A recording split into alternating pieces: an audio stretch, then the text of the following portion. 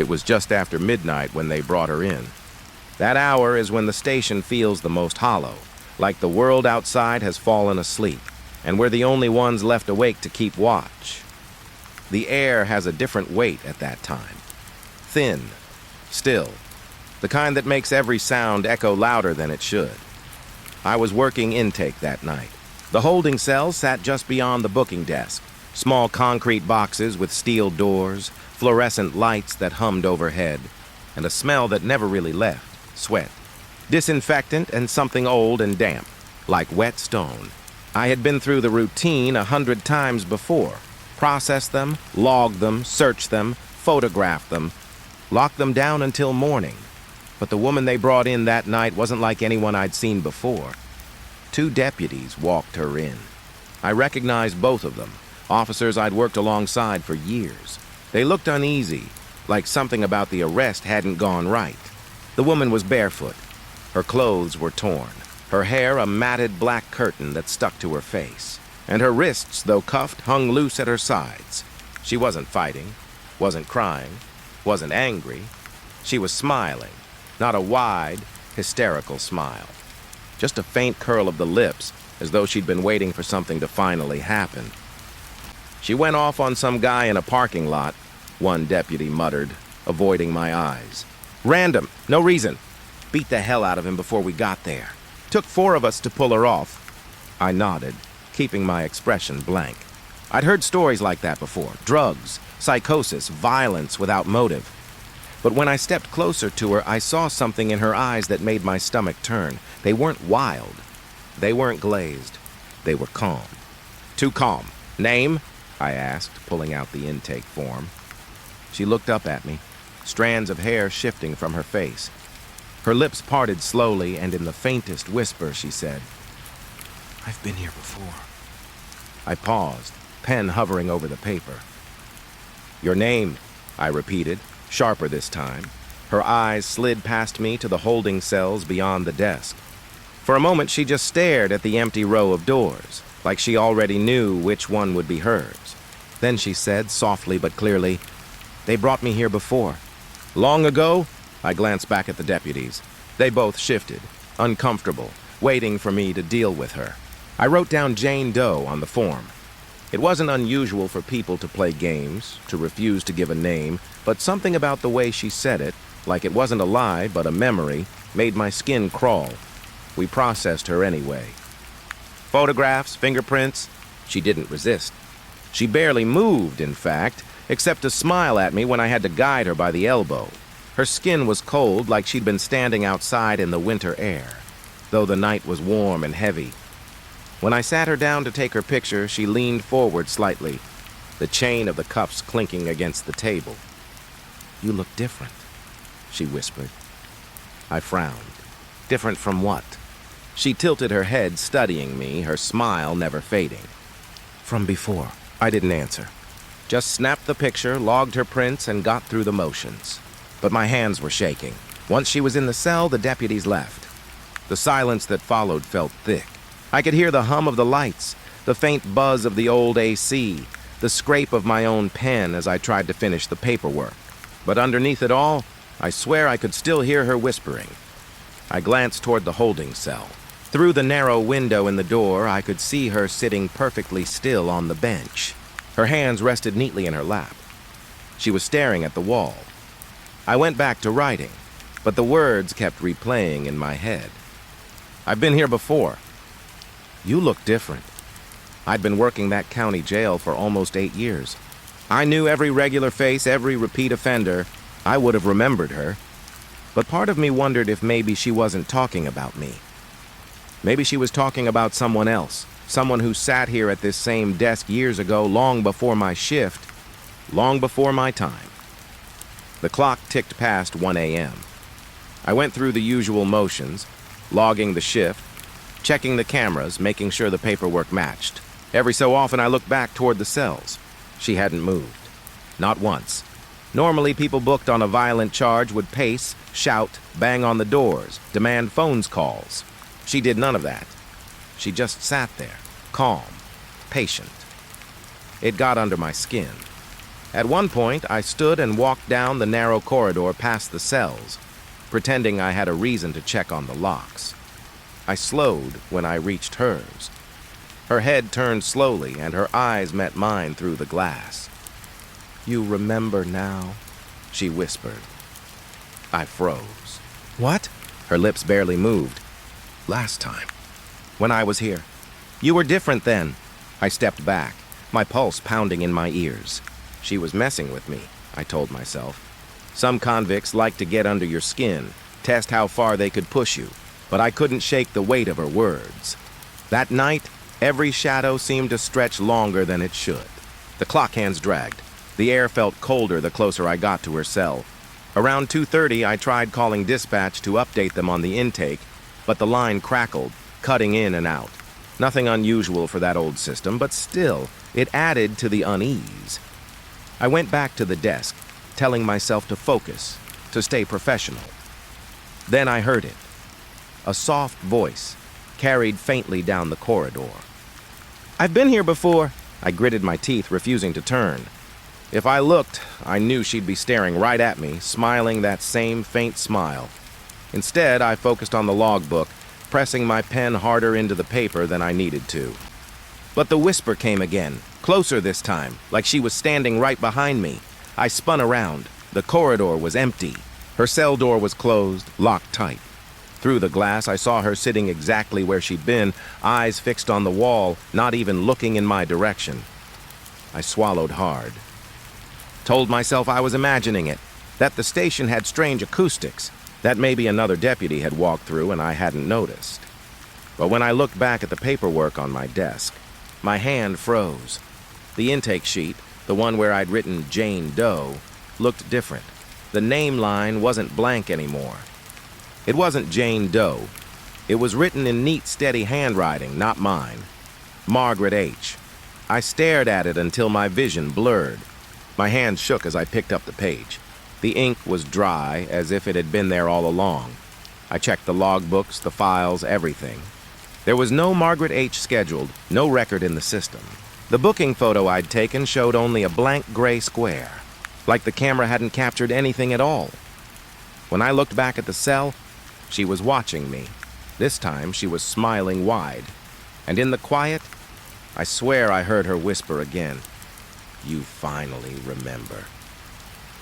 The station is never truly quiet, but at night it feels like it tries to be. The hum of the lights, the faint thump of the AC when it kicks in, the creak of old pipes in the walls. I'd gotten used to those sounds over the years, to the point where silence itself would have been more alarming. But the noises that started the following night weren't the kind you get used to. I came on shift at midnight again, heavy coffee in my hand, paperwork waiting. The woman, Margaret, though the name still wasn't on any record, was still in holding. She hadn't been processed out, hadn't been transferred, and when I asked why, all I got were shrugs and half answers. Paperwork delay. Psych eval pending. Nobody wanted to touch it. When I walked past her cell, she didn't say anything. Just sat on the bench like she had the night before, hands folded in her lap, eyes fixed on the corner of the wall like there was something written there. That stare followed me. Even when I couldn't see her, the hours dragged on. Nothing unusual at first. One drunk brought in, a shoplifter who wouldn't stop crying, the usual kind of noise. But around 1:30 I heard it. At first it was faint. A tap, then another, like someone knocking slowly from the inside of the wall. I set my pen down and listened. It stopped. I told myself it was nothing, pipes settling, maybe a mouse. But a few minutes later it came again. 3 knocks this time, evenly spaced, like someone counting. I pushed back from the desk and walked down the corridor. The sound stopped as soon as I got close. The woman, Margaret, was sitting perfectly still. Her head turned slightly as if she could hear me listening. I stepped closer to her door. "You hear that?" I asked before I could stop myself. Her lips curled into that faint smile. "You do." The hair stood up on the back of my neck. By 2, the knocking had spread. Not just one spot, but from different walls, different corners of the cells. Sometimes faint, sometimes sharp, like knuckles rapping against steel. I wasn't the only one who noticed. Deputy Ellis came in from patrol and dropped down in the chair across from me, frowning. He was older, had worked the county since before I joined. "You hearing that?" he muttered. I nodded. He rubbed his face. "Always thought these cells had bad bones. Old concrete, weird acoustics. But that..." He stopped when 3 sharp knocks rang out from behind the vending machine in the break area. We both turned. Nothing there, Ellis exhaled. "Hell with this. It's haunted." I gave him a look, but deep down I wasn't laughing. The night dragged and the sounds got worse. Sometimes it was scratching, long, slow drags like fingernails across stone. Other times it was whispering, not clear words, just low, broken murmurs you could barely catch before they faded. Around 3, Ellis and I argued about it. He said it was the pipes, air pressure shifting, maybe some stray radio interference carrying voices. I told him I'd heard the difference. I knew the sound of pipe groaning. And this wasn't it. The truth was, we both knew what it sounded like. Knocking, whispering, voices in the walls. At one point, Ellis got up and slammed his hand against the holding cell door. "Cut it out!" he barked like he was scolding a prisoner. The sound stopped for a while. But when it came back, it was louder, as if mocking him. And then, just when the tension was tight enough to choke on, Margaret spoke. "You can't stop them," she said softly from inside her cell. Ellis stiffened and I turned toward her. She was still sitting on the bench, eyes on the wall. "They've always been here," she continued, her voice almost a whisper. "You only hear them when they want you to." Ellis cursed under his breath and walked off. I stood there, staring at her through the glass, trying to find words. "Who?" I asked finally. Her eyes shifted to mine. Calm, too calm. "The others." That was all she said. The rest of the night blurred. I buried myself in paperwork just to keep my mind busy, though every scratch of the pen felt like it was competing with the sounds behind the walls. Sometimes I swore I heard my own name being whispered, low and broken, like it was crawling out of the concrete itself. When the shift finally ended and daylight crept through the narrow window by the entrance, the noises stopped. Just gone like they'd never happened. Ellis didn't stick around. He grabbed his hat and muttered something about never working overnights again. I sat there for a while, staring at the booking form that still read Margaret H. in handwriting I knew wasn't mine. I thought about what she'd said. The others. That word lingered with me, heavier than the silence that followed.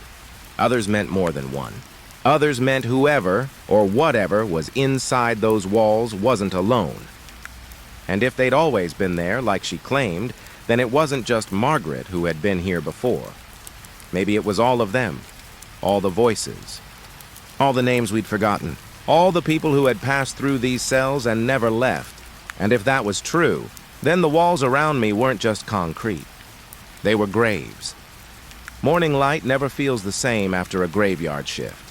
When you walk out of the station after hours of darkness, the sunrise should feel like relief. It should burn away the heaviness of the night, shake off the shadows.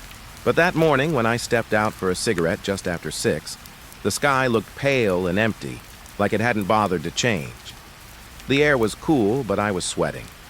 My mind kept replaying the night before, Ellis pacing, the knocks in the walls, the whispers that seemed to crawl into my ears. And Margaret, sitting in that cell, smiling like she knew every answer to questions I hadn't even asked yet. I thought about going home, crashing into bed, forgetting all of it. But my shift wasn't over. Intake logs needed to be filed, holding cells double-checked before the next shift took over. Routine. And routine is what keeps your head from spinning in circles. At least, that's what I told myself. When I walked back inside, the station felt wrong. Too quiet. Even the usual hum of the fluorescent lights seemed to have thinned out. I set down my coffee and headed for the holding corridor. I remember it clearly. I checked the first 2 cells, both empty. The third held a drunk who had slept it off, snoring against the wall. The fourth was supposed to hold Margaret, but when I reached it, my stomach dropped. The cell was empty. I froze, staring through the glass window, expecting her to be in the corner or hidden by the shadows. But there was nothing. The bench was bare. The door was still locked from the outside. Locked. I pulled the keys from my belt, opened the door, and stepped inside. The concrete floor was cold under my boots. The faint smell of disinfectant clung to the air. But there was no trace of her. No cuffs, no clothes, nothing. I checked the corners, the ceiling vent, even the toilet. Nothing. She was gone. Panic settled into my chest. A prisoner doesn't just vanish. If she had broken out, there would have been scratches, damage to the lock, something. If someone had let her out, the logs would show it. But when I checked the logbook, her name wasn't there anymore.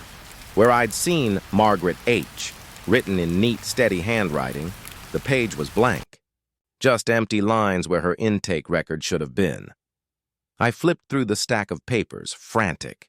Her photo, her fingerprints, her file, gone. Like she'd never been booked at all. I sat down hard in the chair, my hands shaking. My pulse was loud in my ears. I knew she had been there. Ellis had seen her. The deputies who brought her in had seen her, but the paperwork said otherwise. I forced myself to pull the booking camera records, hoping to find her picture at least. I scrolled through the files. Time-stamped, logged one after another. Drunk driver, shoplifter, disorderly conduct. All there. Then I got to the time when I'd taken her photo. The file was there, but the image wasn't what I remembered. It wasn't blank this time. It showed her face, Margaret's face, but not how I'd seen her. The photo was old, black and white, the edges burned slightly like it had been scanned from a worn-out copy. She looked younger, her hair neatly pulled back, her eyes sharp but still carrying that same eerie calm. And beneath the picture was a date, October 17th, 1972. I stared at it until my vision blurred. That date was decades before I'd even joined the force. Decades before Ellis. Even before the station had been renovated. I pulled the file apart, checked the metadata, even restarted the system.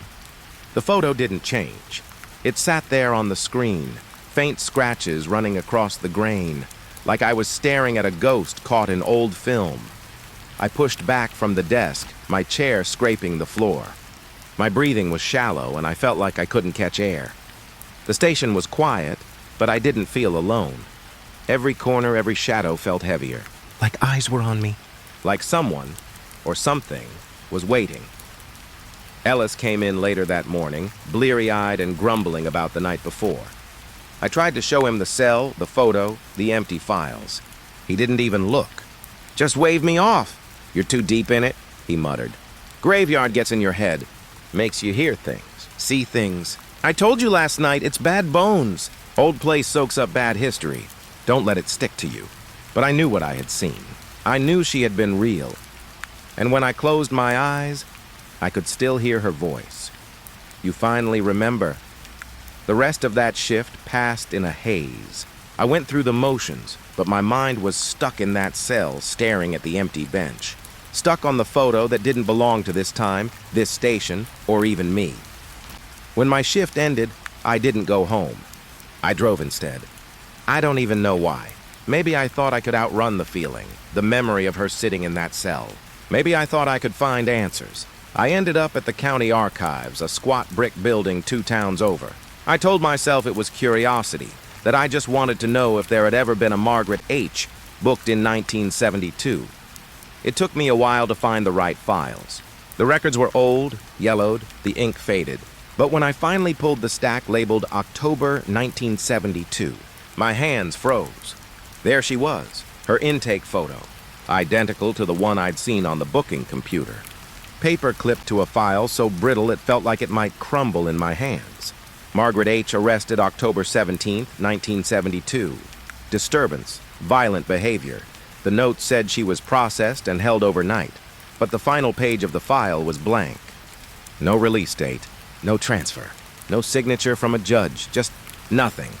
I sat there in that dusty room, my heart pounding. My reflection in the glass case looked pale, hollow. The truth pressed down on me then, heavier than I wanted to admit. She hadn't lied. She had been here before. And if she had vanished once all those years ago, maybe she had never left at all. When I got back to the station that evening, I walked past the holding cells again. They were empty now. Just concrete and steel. But as I passed Margaret's cell, I stopped. On the wall, just above the bench where she'd sat, faint letters had been scratched into the paint. Not deep, but enough to catch the light. Still here. I reached out and touched it, and the concrete was cold under my fingertips. Colder than the rest of the wall. I stepped back, every part of me screaming to leave, to get away. But I couldn't move. I just stood there staring at those two words. The station was quiet. Too quiet. And in that silence, I thought I heard it again. Soft, almost playful, her whisper. You finally remember. Working dispatch at night is lonelier than any patrol. Most people think deputies on the road have it the worst. Long stretches of dark highway, empty fields, headlights disappearing into nothing. But sitting behind the radio, inside a room built from cinder block walls and old equipment, feels like being buried alive with only static to keep you company.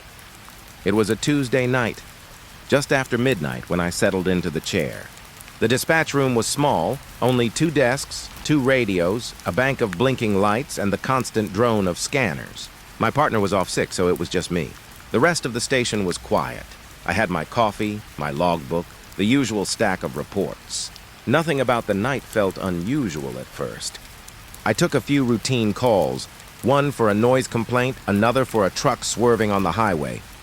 Everything normal, and then at 12:47 a.m., the phone rang. I hit the line. County Dispatch, what's your emergency? What I heard stopped me cold. A child's voice. A girl. She couldn't have been older than 8 or 9. Her words came out in gasps, broken by sobs. Please, help me. Please, he's coming. I straightened in the chair, pen already in hand.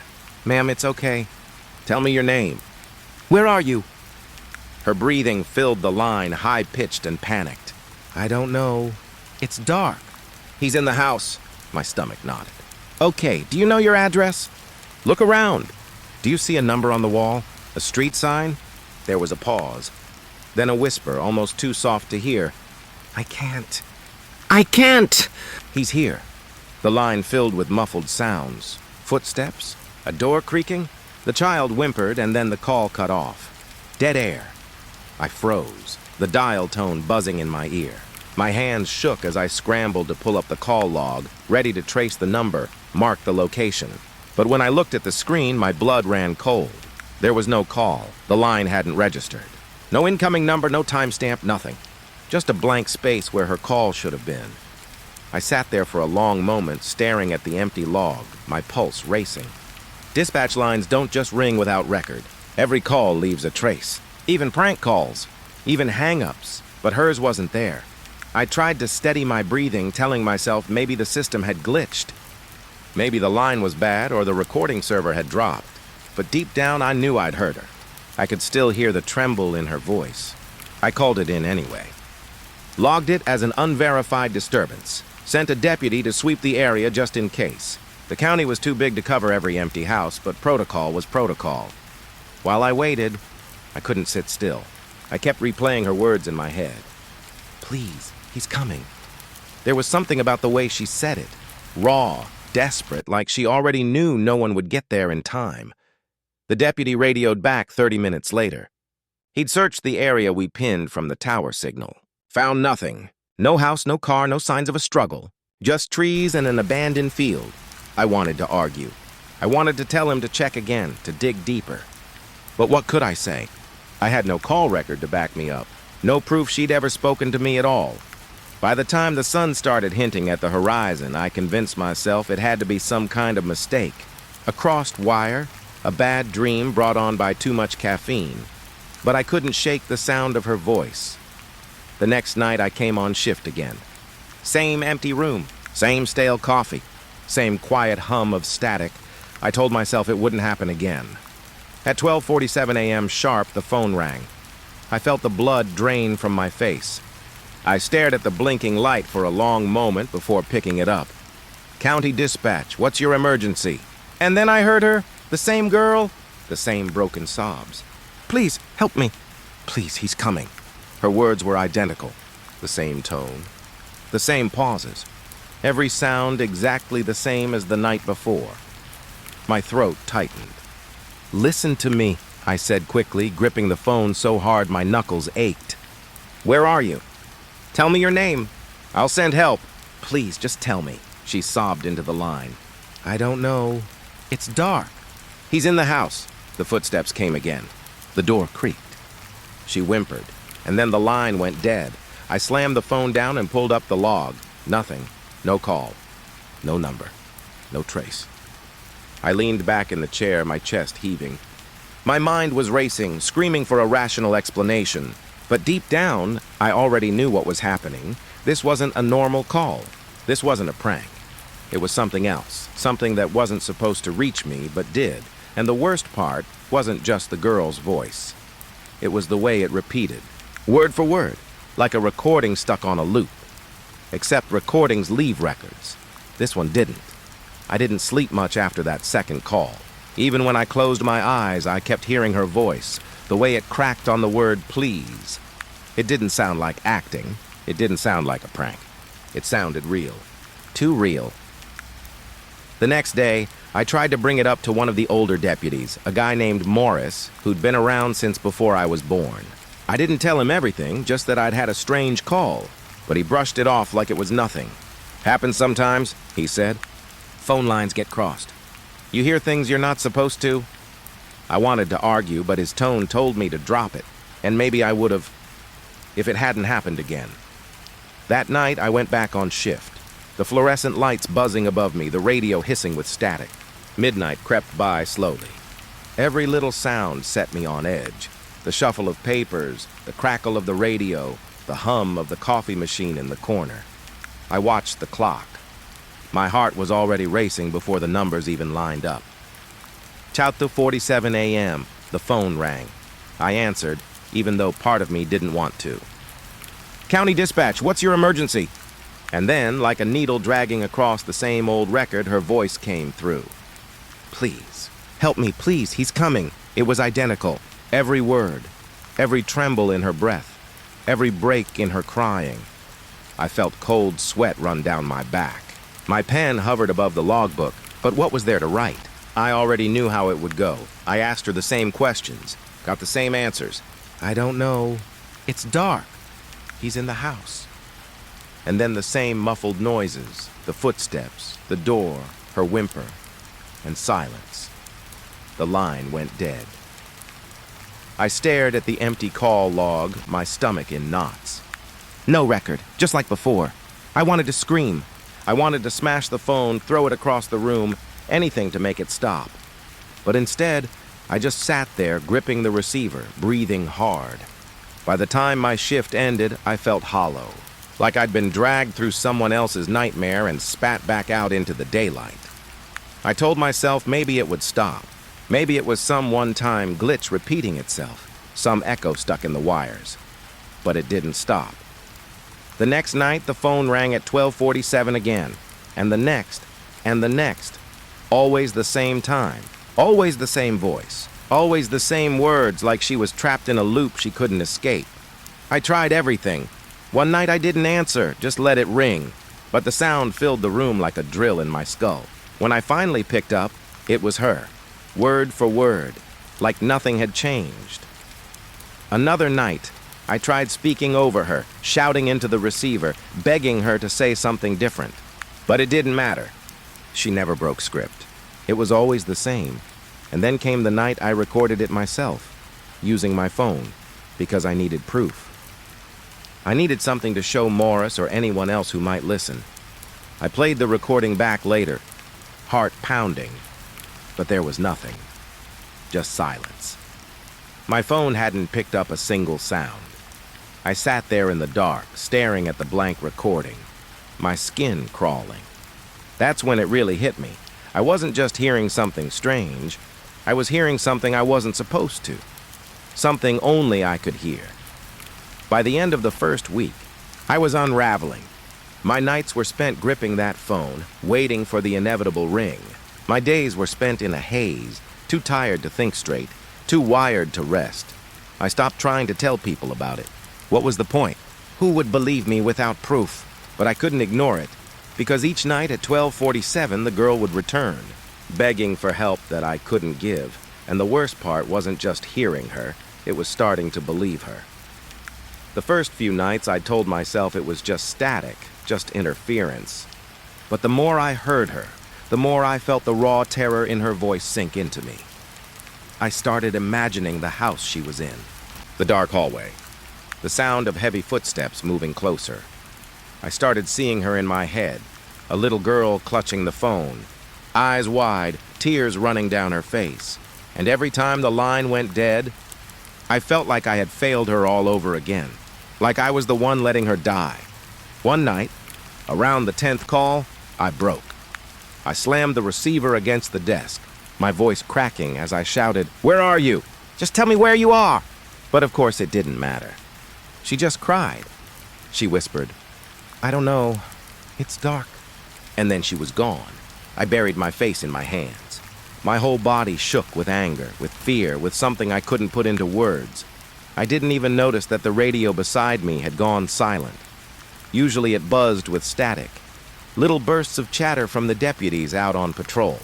But in that moment, the room was dead quiet. And then, through the stillness, I heard it. A sound I shouldn't have been able to hear. A small, sharp intake of breath, a child's breath. But it didn't come through the phone. It came from inside the room. I froze, my eyes darting to the corners of the dispatch office. The shadows felt heavier than before, pooling around the edges of the desks, clinging to the walls. I forced myself to move, to stand up, to turn the lights on brighter. But there was nothing there. Still, I couldn't shake it. That faint sound of breathing, like she wasn't just a voice on the line anymore, like she was closer. After that, I stopped trying to fight it. I answered the call each night like it was routine. 12:47 would come, the phone would ring, and I'd hear her voice again. And every time, I felt myself slipping a little further. It wasn't just a call anymore, it was a presence. She was in the walls of that room, in the static of the radio. In the silence between my breaths, I couldn't explain it.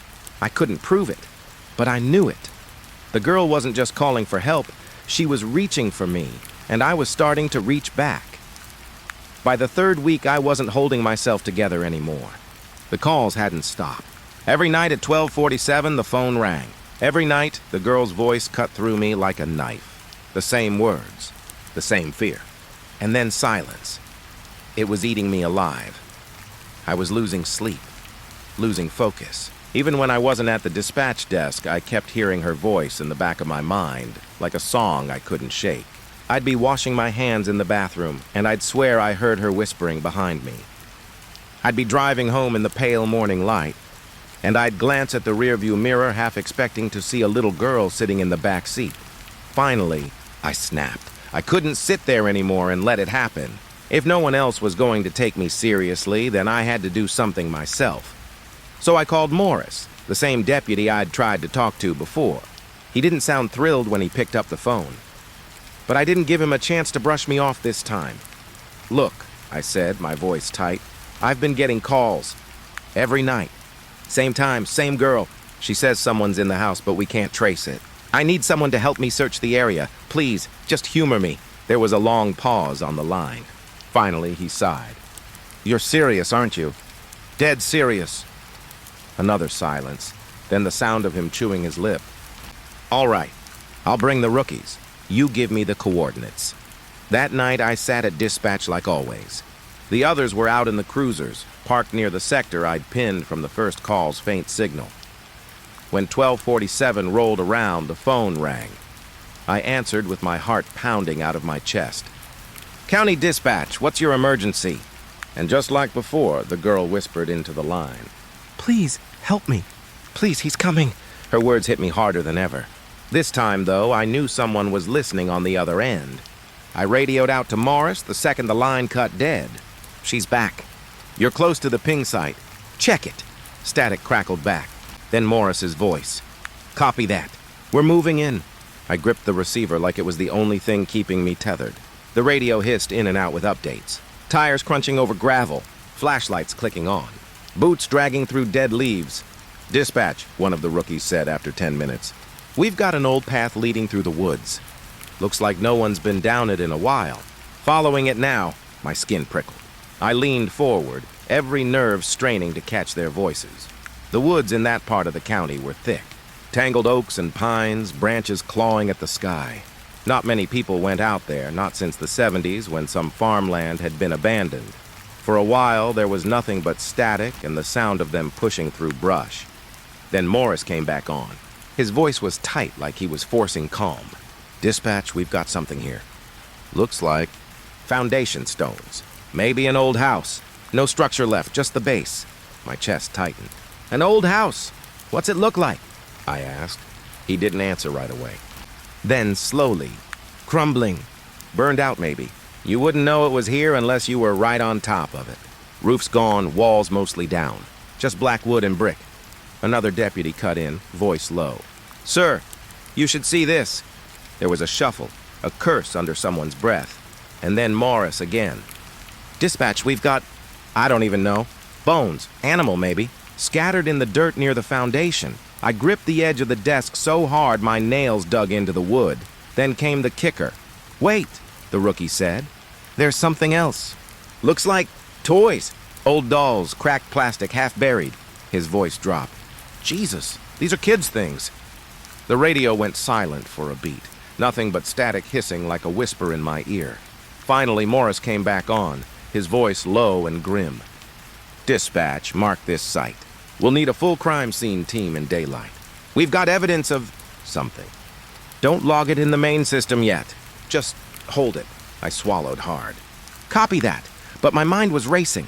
Dolls, bones, an old house in the woods. The girl's voice echoed in my head.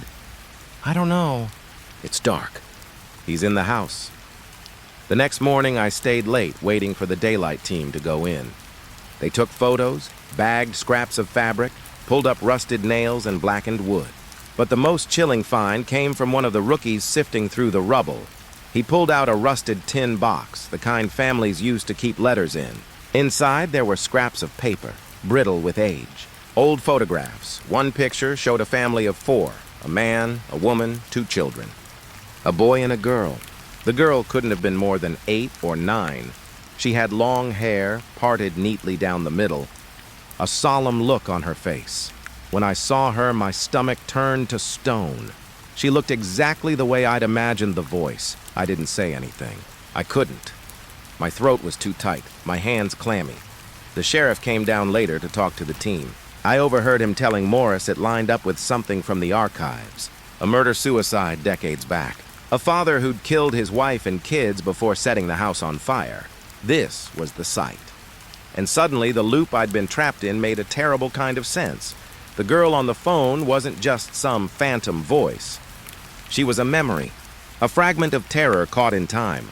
Her last moments replaying themselves over and over, and for some reason, she'd chosen me to hear them. That night, when I sat back down at dispatch, I didn't even pretend to relax. I just stared at the phone, waiting. When 12:47 came, the line rang. I picked it up. Her voice bled through. "Please, help me. Please, he's coming." And this time, when I closed my eyes, I saw her face. The same little girl from the photo. Not just a voice anymore. Not just static. A life cut short, reaching across decades to beg for help no one could give. I wanted to speak, to tell her I knew who she was, that I'd seen her picture, that we'd found the house. But before I could, the call ended the same way it always did. The sound of footsteps.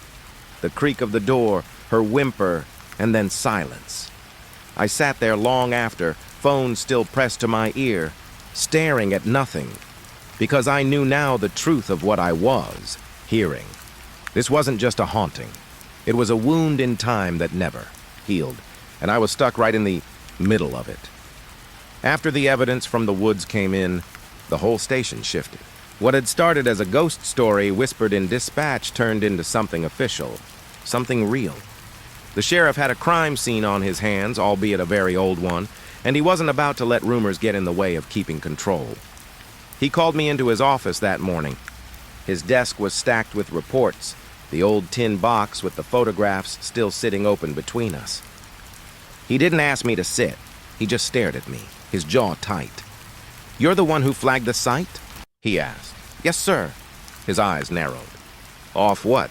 Some phantom call you can't prove? I wanted to defend myself, to explain how real it felt, how impossible it was to ignore. But the words dried up in my throat. He leaned back in his chair and sighed. Look, I don't know what you've been hearing, and frankly, I don't want to. But whatever this is, it ends tonight. Do you understand me? We can't have deputies chasing shadows every time a phone rings. I nodded, but my stomach turned, because I knew what was coming. That night, just before my shift, the sheriff had the maintenance guys pull the phone lines. Every cord in dispatch was yanked out. The wall jacks were dead. The server went offline. The sheriff stood there watching, his arms crossed, like he was putting a final nail in the coffin. No more ghost calls, he said flatly. I wanted to believe him. I wanted to think it was over. But when midnight came, the silence felt worse than the ringing ever had. 4:47 a.m. I sat at the desk, staring at the blank wall where the phone used to sit. The room felt too quiet, too still. And then I heard it. Not a ring this time. A crackle.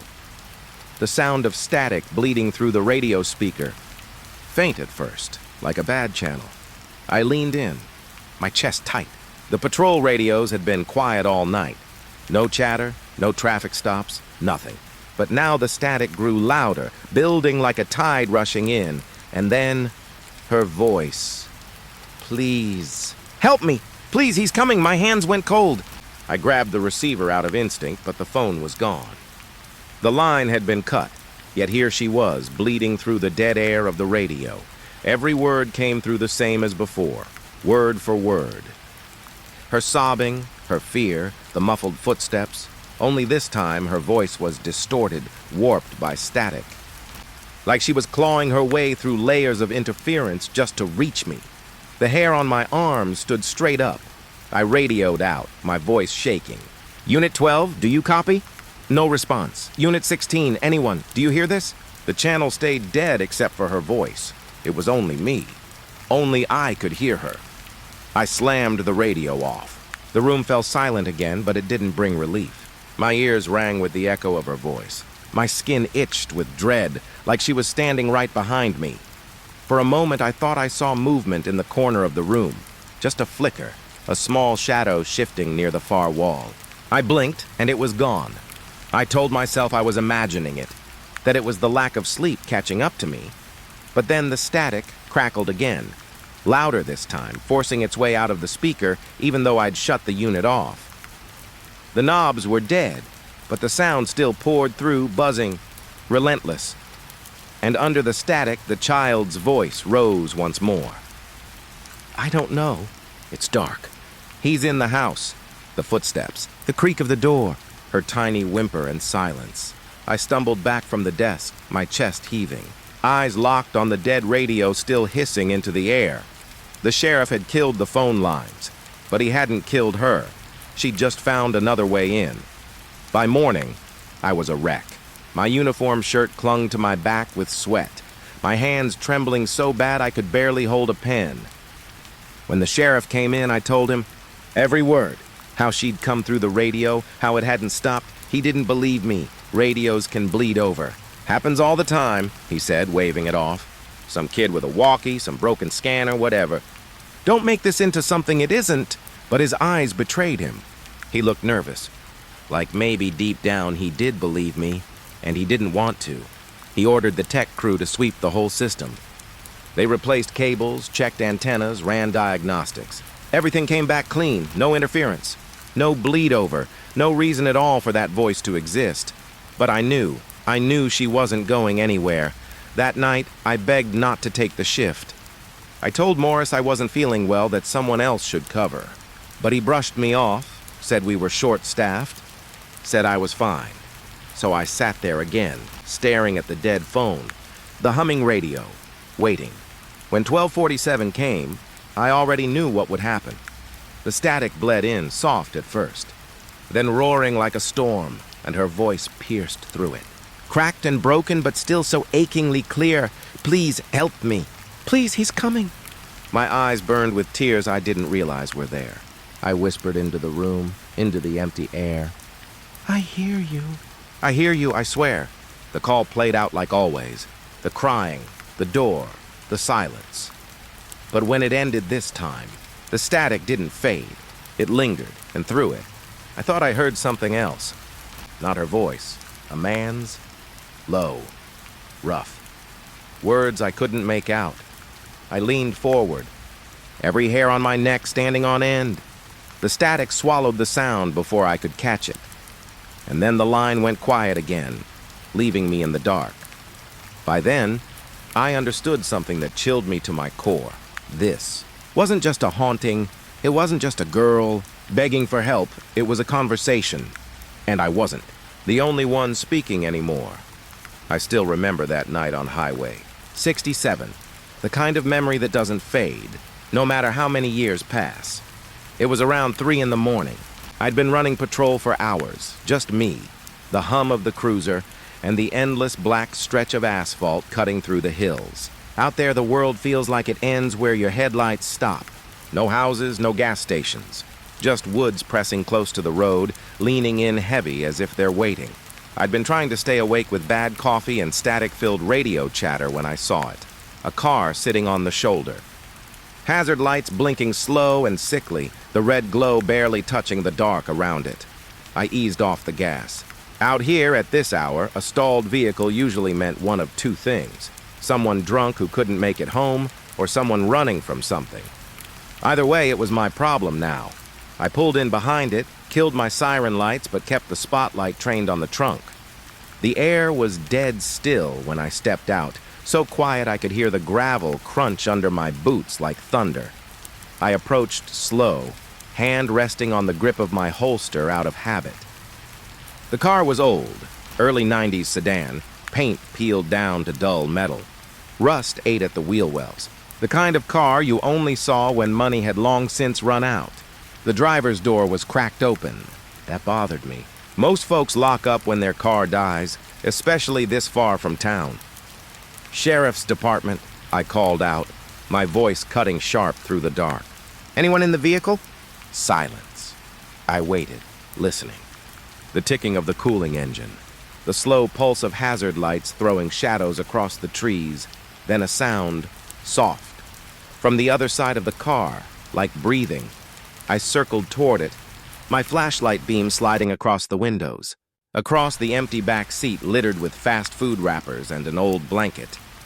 And then I saw her, a woman, standing just beyond the ditch, half hidden in the tree line. She looked young, maybe mid-20s, but it was hard to tell in the dark. Her clothes were plain, jeans and a pale shirt that seemed almost too thin for the chill. She wasn't moving, just standing there, arms limp at her sides. Her face was turned toward me, though the shadows swallowed most of her features. "Ma'am?" I called. "You need help?" No answer. I took a step closer, beam steady on her. "You the driver of this vehicle?" She shifted then, just slightly, and I caught the shine of her eyes reflecting the light. That was all. No words, no gesture. My gut tightened. Something was wrong. I kept my distance, radioed in a quick update. "Dispatch, I've got a stalled vehicle, Highway 67, mile marker 81. Possible occupant, female. Stand by." Static crackled back, but no clear response. Out here, reception was always spotty. I tried again. Nothing. When I looked back at the trees, she was gone. Just gone. I swept the flashlight across the ditch, across the tangled weeds and brush, deeper into the tree line. Nothing but shadows. I felt my pulse in my throat. "Ma'am, if you can hear me, step back onto the road." My voice carried too loud, too desperate. The trees swallowed it whole. I stood there for a long minute, the night pressing in heavier with every second. Then I forced myself back to the car. If she was the driver, maybe I'd find her ID inside. Maybe something that explained why she'd bolted. The front seat was empty. The keys were still dangling from the ignition, swinging faintly like someone had just left them. I leaned in. The smell hit me first. Not gasoline, not oil. Something older, sour. Like damp clothes shut away too long. On the passenger seat sat a purse. Small, cracked leather, the kind you could tell had been carried everywhere for years. I flipped it open with my pen. Inside were the usual things: wallet, crumpled receipts, a cheap plastic comb. The driver's license was wedged behind a stack of old loyalty cards. Her name was Elaine Cooper, age 24. The picture showed the same face I'd seen staring at me from the trees, pale, straight dark hair tucked behind her ears. I looked back toward the woods. Empty. But I swear I could still feel her eyes. I called out again, louder this time. My words felt thin against the silence. "Elaine, you need to come back to the road. It's not safe out here." The only reply was the click of hazard lights, the car's dying heartbeat. I checked the trunk, the back seat again. Nothing. No sign of struggle, no blood. Just neglect. A car that had been limping along until it finally gave out. Still, something gnawed at me. The way she'd just disappeared, like the dark had swallowed her whole. I should have called for backup right then. Should have marked the car and driven out to get signal. But I didn't. Instead, I stood there, staring at the tree line, listening for that faintest catch of breath I swore I'd heard before. Minutes passed. Maybe longer. Time slips different when your nerves are wound that tight. Finally, I shut off the hazards, logged the car for tow, and forced myself back into my cruiser. But as I pulled away, headlights sweeping across the trees, I caught one last glimpse of her standing at the edge again. Watching me, only this time, she was smiling, and it wasn't the kind of smile that meant relief or gratitude. It was the kind that chills you straight through, like she knew something I didn't, like she was waiting for me to find. Out, I drove the rest of the shift with the radio silent and my mirror fixed on the empty road. Behind me, but deep down, I knew it wasn't empty. I knew I hadn't left her there, because from that night on, Highway 67 never felt the same again. When I came back to that car the next night, I expected it to be gone. Towed, tagged, processed like every other abandoned vehicle that ends up on that stretch of 67. But it wasn't. It was still there. Same spot on the shoulder. Same sagging frame, half sinking into the gravel. Only this time, the hazard lights weren't flashing. The headlights were on. Full beam, burning through the dark like two blind eyes. And the strangest part, the engine was warm. Not running, not sputtering, but warm. Like someone had been sitting in it minutes before I arrived. I remember standing there for a long time, just staring at those beams cutting across the asphalt. My cruiser idled behind me, red and blue lights washing the scene, and I couldn't make myself move forward. It didn't make sense. I'd checked that car myself the night before. Shut everything off! Marked it for tow. There was no way anyone had started it without a key, and yet, here it was. Alive in a way a dead car shouldn't be. I finally forced my legs forward, boots heavy on the gravel, hand brushing against the grip of my pistol without meaning to. The night pressed in close, the woods leaning heavier than they had even 24 hours ago. The driver's door was closed now, locked by the sound of it when I tugged on the handle. I leaned closer to the glass, and the first thing I noticed was the fog.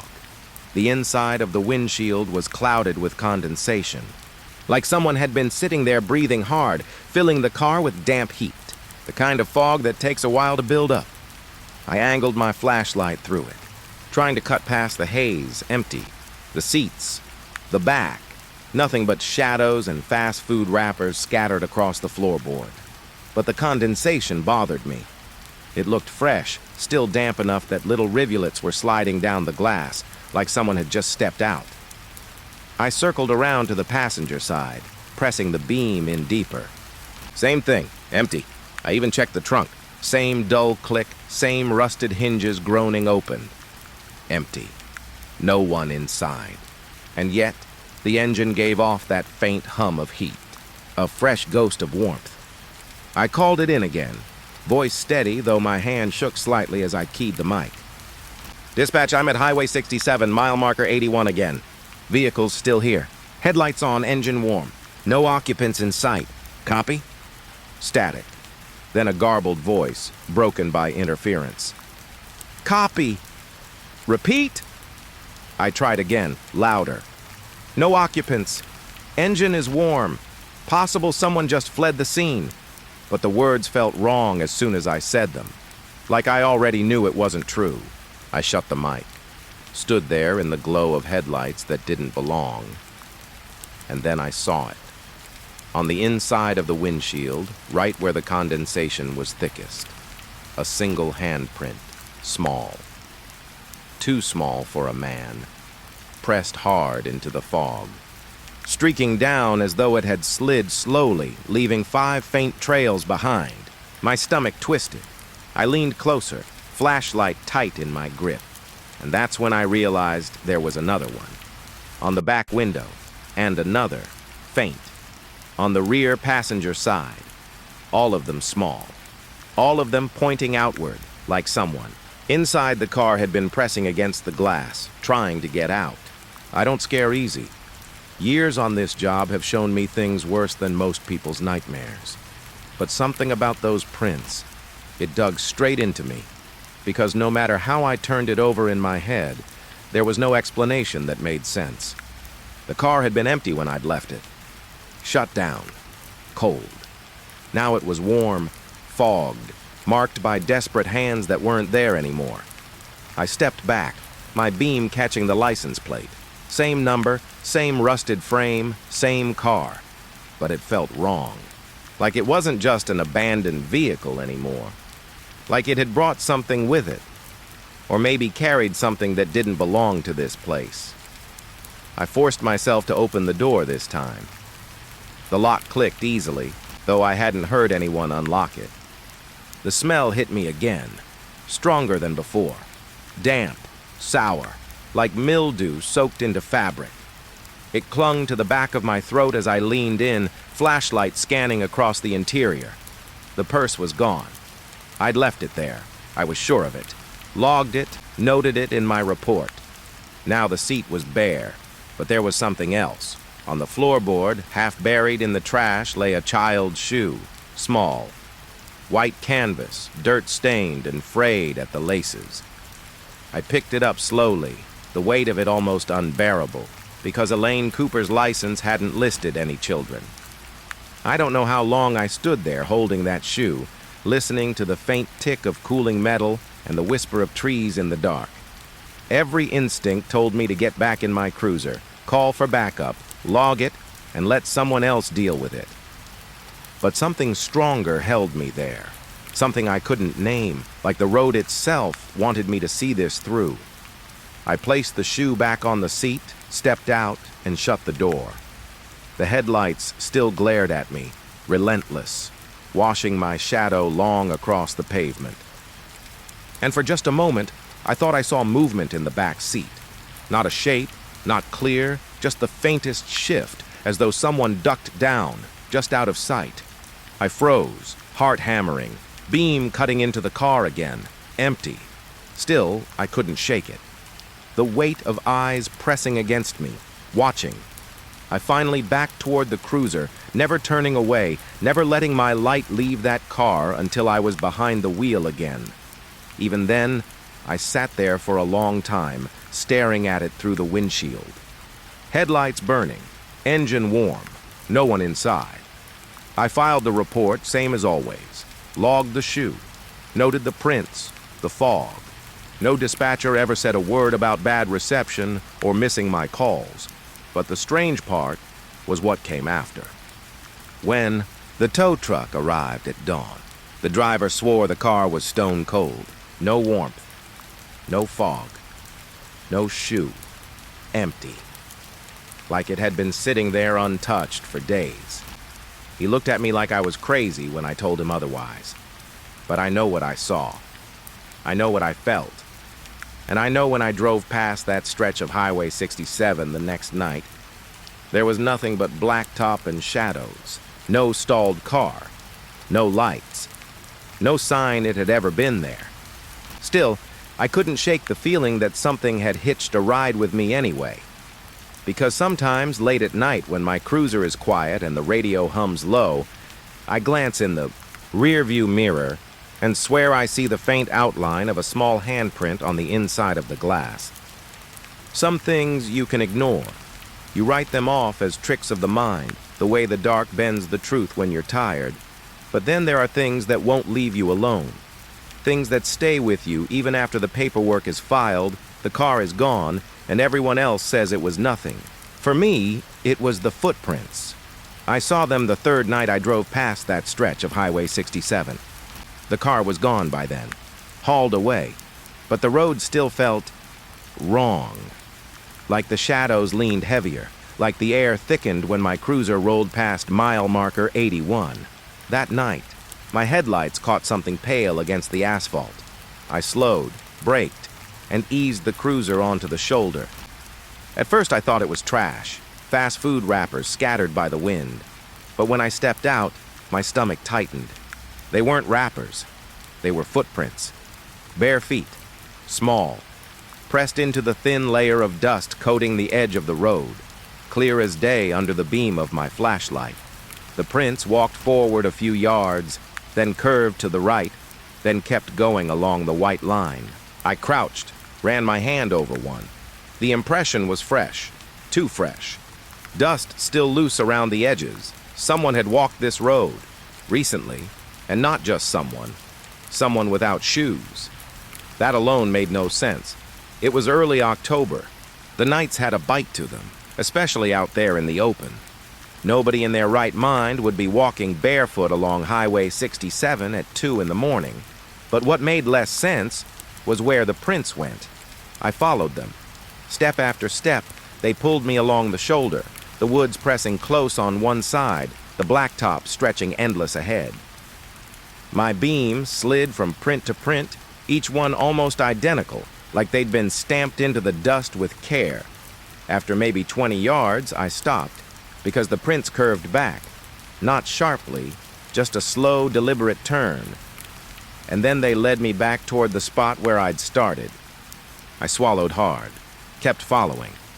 The road was quiet, too quiet. Even the crickets seemed hushed, as if they were holding their breath. When I got back to where my cruiser sat idling, the prints joined themselves perfectly. A full loop, a circle, like someone had walked and walked, only to return to the exact same place. I stood there, my beam shaking just slightly in my hand, staring at those overlapping prints. I thought of the fogged glass, the small shoe, the handprints pressed against the windows, and I thought of Elaine Cooper's smile, the one I'd seen just before she vanished into the trees. I told myself it could be kids. Maybe a group of them messing around, daring each other to play games on the highway. But I knew better. These weren't the chaotic prints of kids running wild. They were careful, measured, almost deliberate. I forced myself to keep walking. This time, I followed the circle again, hoping maybe I'd missed where they branched off. But no matter how close I looked, no matter how steady I held the light, the result was the same. They always came back to the start, like the road itself wouldn't let them go. I don't know how many times I traced that path. 2 loops, 3, maybe more. Each time I hoped the prints would change, that I'd find a set leading off into the brush or vanishing into the asphalt. But it was always the same. A walk to nowhere. After a while, I noticed something worse. The prints weren't just circling, they were multiplying. At first, there had been one set, small, consistent, but by the third loop there were 2, side by side. And then 3. My throat went dry. I aimed my light down, heart pounding harder with each step. One set of small bare feet, then another, slightly larger. Then a third, the toes crooked, dragging just slightly as though the walker limped, all circling, all layered over one another, and every time I traced the path, it felt like more appeared. 4, 5. Each new set weaving into the circle as though unseen figures had joined the walk while my back was turned. I can't describe the weight of that realization. It was like standing at the edge of a crowd you couldn't see, only feel pressing close, moving in rhythm around you. My skin crawled. The night air felt damp and heavy, sticking to my neck. Still, I forced myself forward, step by step, round and round, my boots crunching over dust where bare feet had walked, and then I heard it. Soft at first, so soft I thought it was the wind, but it wasn't. It was footsteps, not mine. not boots. Bare feet, padding on asphalt, just behind me. I froze. My breath caught in my throat. The sound stopped too. I turned quick, flashlight beam cutting through the dark. Empty road, empty woods, my cruiser idling alone behind me. I swallowed hard, turned back, forced my legs to move. Again, footsteps behind me. Closer this time. I didn't turn. Couldn't. Every nerve screamed that if I looked, I'd see them, so I just walked. Faster. My beam locked on the prints, my ears straining against the heavy silence. The circle brought me back again. Always back. And by then, I wasn't sure if the sound behind me was one set of footsteps or many. Finally, I broke. I bolted for the cruiser, heart pounding, lungs burning. I yanked the door open, threw myself inside, and slammed the locks down. The radio crackled faintly, like it was trying to speak but couldn't find the words. I sat there, clutching the wheel, forcing myself to breathe. When I finally looked up, the headlights caught the road ahead, and for just a moment, I swore I saw them. Figures, pale, thin, walking single file along the shoulder, following that endless circle. Their heads turned toward me in unison as the beam washed over them. And then they were gone, just the road, just the prints. But when I looked again, the dust was smooth, empty, like no one had ever walked there at all. I drove off without another word, without another glance in the mirror. But the sound of those footsteps has never left me. And sometimes, late at night when I close my eyes, I feel it again, that strange pull of walking in circles, round and round, back to the same place. No matter how far I go, a walk to nowhere. I walked back toward my cruiser slower than usual. My boots dragged on the pavement, each step heavier than the last. The night air pressed against me, cold but strangely suffocating. I don't know how long I'd been out there, walking those footprints that led nowhere, circling like some kind of trap. By the time I reached the shoulder of the road, my mind felt scraped raw, and then I saw it. At first, nothing looked out of place. The cruiser sat under the glow of its own headlights, engine still running, radio hissing with faint static, the same as I'd left it. But the closer I came, the more I felt that something was wrong. My gut tightened, the way it does when you know someone's behind you, even if you haven't turned yet. I stopped about 10 feet from the driver's door. My hand hovered near my holster, not because I had seen anything, but because I felt it. That's when I noticed the shadow in the back seat. It wasn't moving. Just a still, human-shaped blur in the dim interior. For a long moment, I couldn't breathe. My cruiser was locked. I knew I had locked it. I always did. But there was someone. Sitting there, I forced myself forward. My boots crunched against gravel as I stepped up to the driver's door, shining my flashlight across the inside. There she was. A girl. Couldn't have been more than 12. She sat directly behind my seat, her small body pressed upright, hands folded neatly in her lap. She didn't look at me. She stared straight ahead, eyes fixed on the glowing dash.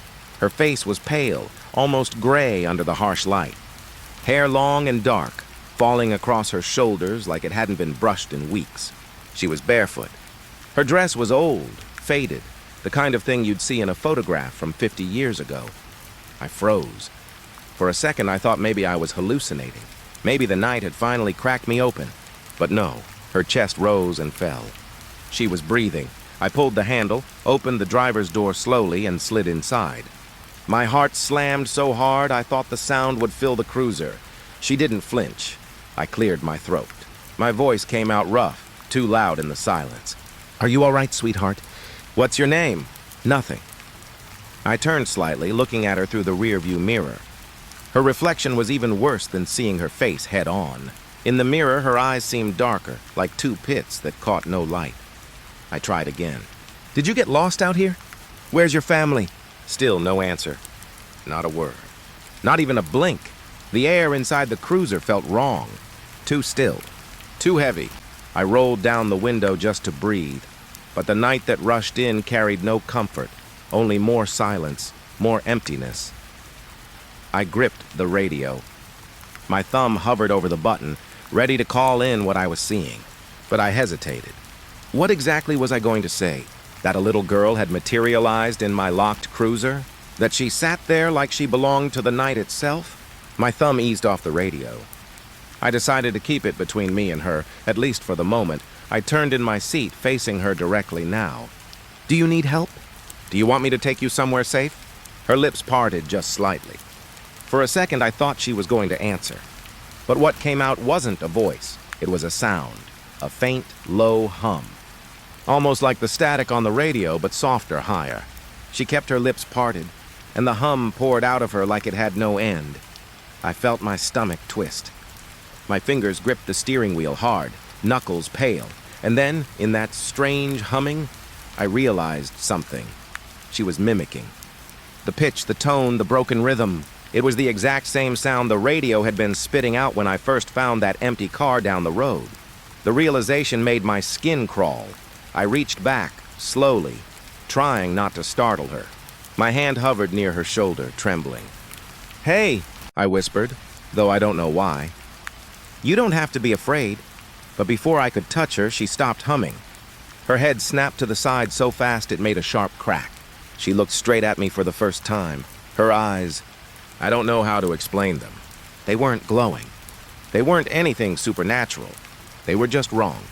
Too wide, too dark, too empty. Staring right into me like she could see every thought I'd ever buried. I jerked back, my elbow slamming into the door. My breath caught in my throat. She smiled, not a big smile. Not even one you'd notice unless you were inches away. Just the faint curl of her lips, like she knew something I didn't. And then she spoke. Her voice was faint, hoarse, as if it hadn't been used in years. "Drive," that's all she said. I sat frozen, trying to make sense of it, but my body moved before my brain did. I put the cruiser in gear and rolled back onto Highway 67, headlights cutting through the endless dark. The road stretched ahead, empty and silent. I kept glancing at the rearview mirror, expecting her to vanish or shift or fade. But no, she sat perfectly still, watching me, hands folded in her lap again. I tried the radio, desperate for another voice. Any voice. Static. Just static. I wanted to ask her where to go. I wanted to demand answers. But every time I opened my mouth, her reflection in the mirror stopped me. The way she sat there, patient and calm, made me feel like I was already following her orders, even without her saying a word. Minutes bled into miles. My grip on the wheel grew tighter. Sweat slid down my spine. I couldn't stop thinking about the first car, the warm engine, the headlights, the footprints. Whoever had been in that car, had they seen her too? Was I driving the same path they had? Finally, I swallowed hard and forced the words out. "Where are we going?" Her reflection twitched. Her head tilted just slightly. Her lips parted again. And in that same broken, static-soaked tone, she whispered something that made my blood run cold. "You already know." My stomach dropped. My hands trembled against the wheel. I didn't know what she meant, at least. I didn't want to. But deep down, I think she was right. Because as the cruiser rolled deeper into the black stretch of Highway 67, a memory stirred in me. A memory I hadn't touched in years. A night I had spent on this very road, long before I wore the badge. A night I thought I'd buried forever. And now, with her sitting silently behind me, I realized I hadn't escaped it. I had only been circling back, just like the footprints. The moment those words left her mouth, I wanted out. I didn't care who she was anymore or what she wanted. All I knew was that if I stayed on that road with her, I wasn't going to make it back. So I did what instinct screamed at me to do. I pulled the wheel hard, swerved across the yellow line, and stomped the gas. Headlights tore through the darkness as the cruiser roared forward. I didn't look back. I didn't care what she was doing in the back seat. I just drove, mile after mile, curve after curve. Trees slid by in the beams, tall and black, their branches scratching at the stars. The night wrapped around me like a tunnel, endless and suffocating. But when I finally slowed, when my knuckles started to ache from clutching the wheel too hard, that's when I saw it, the car. The same broken-down sedan. Sitting on the shoulder, hazard lights clicking faintly in the dark. I slammed the brakes. Tires screeched against asphalt. My body lurched against the seatbelt. "No," I whispered. "No, no, no." I stared at it through the windshield, my pulse hammering in my ears. The headlights, the warm engine, the open driver's door. It was all the same, exactly the same as the first time I'd found it. I turned to the back seat, empty. The girl was gone. Cold sweat ran down my temples. My throat felt tight, too dry to swallow. I didn't know what was worse, that she had vanished without a sound, or that she might still be there, watching, just out of sight. I put the cruiser back in gear, swung past the stalled car, and floored it again. This time I told myself I wouldn't stop. I wouldn't even look at it. I'd keep driving until I hit the next town, the next gas station, the next anything. But the road stretched on and on. Minutes blurred into miles. Then, like some cruel trick, I saw it again. The same car, sitting there as if it had never moved, waiting for me to find it. My chest heaved. My vision swam. I gripped the wheel so hard my fingers went numb.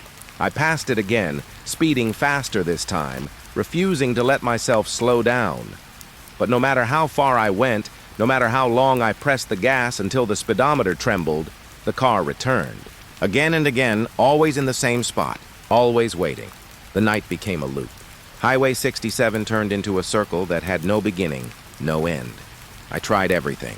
I turned off onto side roads, dirt paths, even what looked like driveways cutting through the trees. Each one curved back onto the same strip of asphalt, spitting me out where I started. The car was always there. Sometimes I thought I saw movement inside it. A shadow shifting behind the glass, a flicker of something pale in the driver's seat. Once I could have sworn I saw a face pressed against the window. But when I blinked, it was gone. I kept telling myself it was just exhaustion, just my mind twisting things in the dark. But deep down, I knew better. The girl wasn't gone. She was still here, somewhere in the loop. Hours bled together. My gas gauge dropped lower and lower, the needle creeping toward empty. I tried the radio again. Static. Always static. Not even dispatch came through. The silence on the other end felt heavier than words ever could.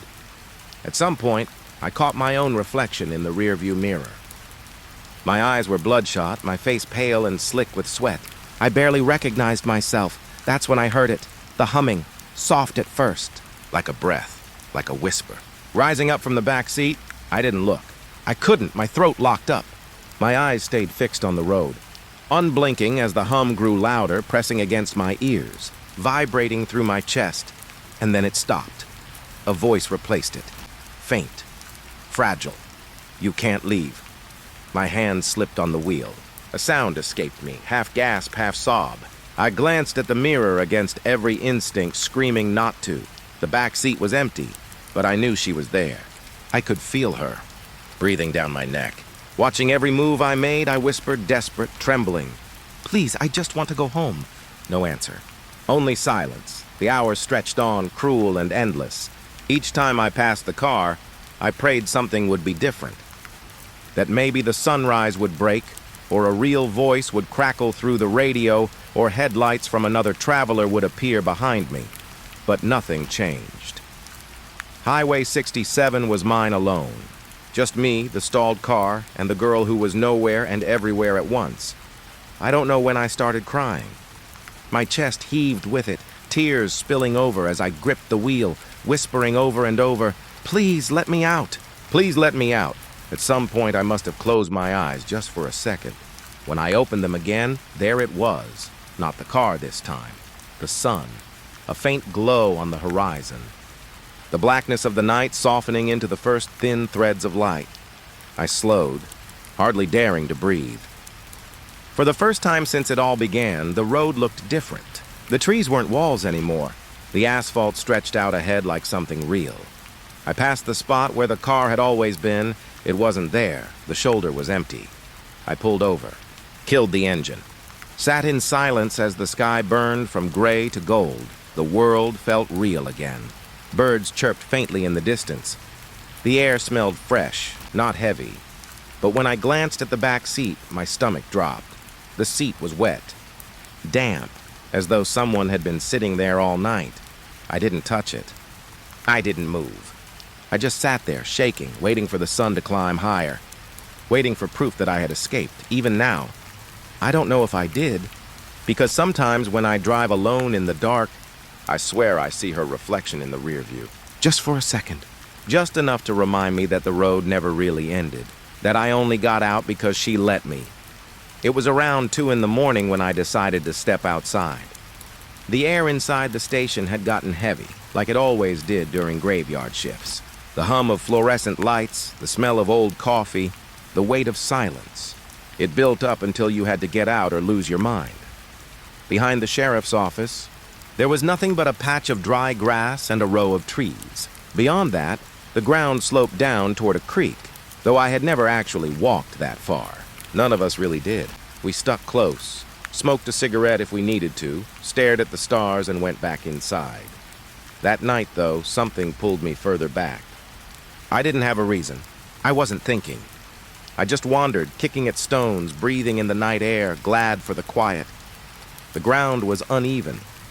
The grass thinned out in patches, exposing dirt the color of ash. I might not have noticed the glint if the moon hadn't been so bright.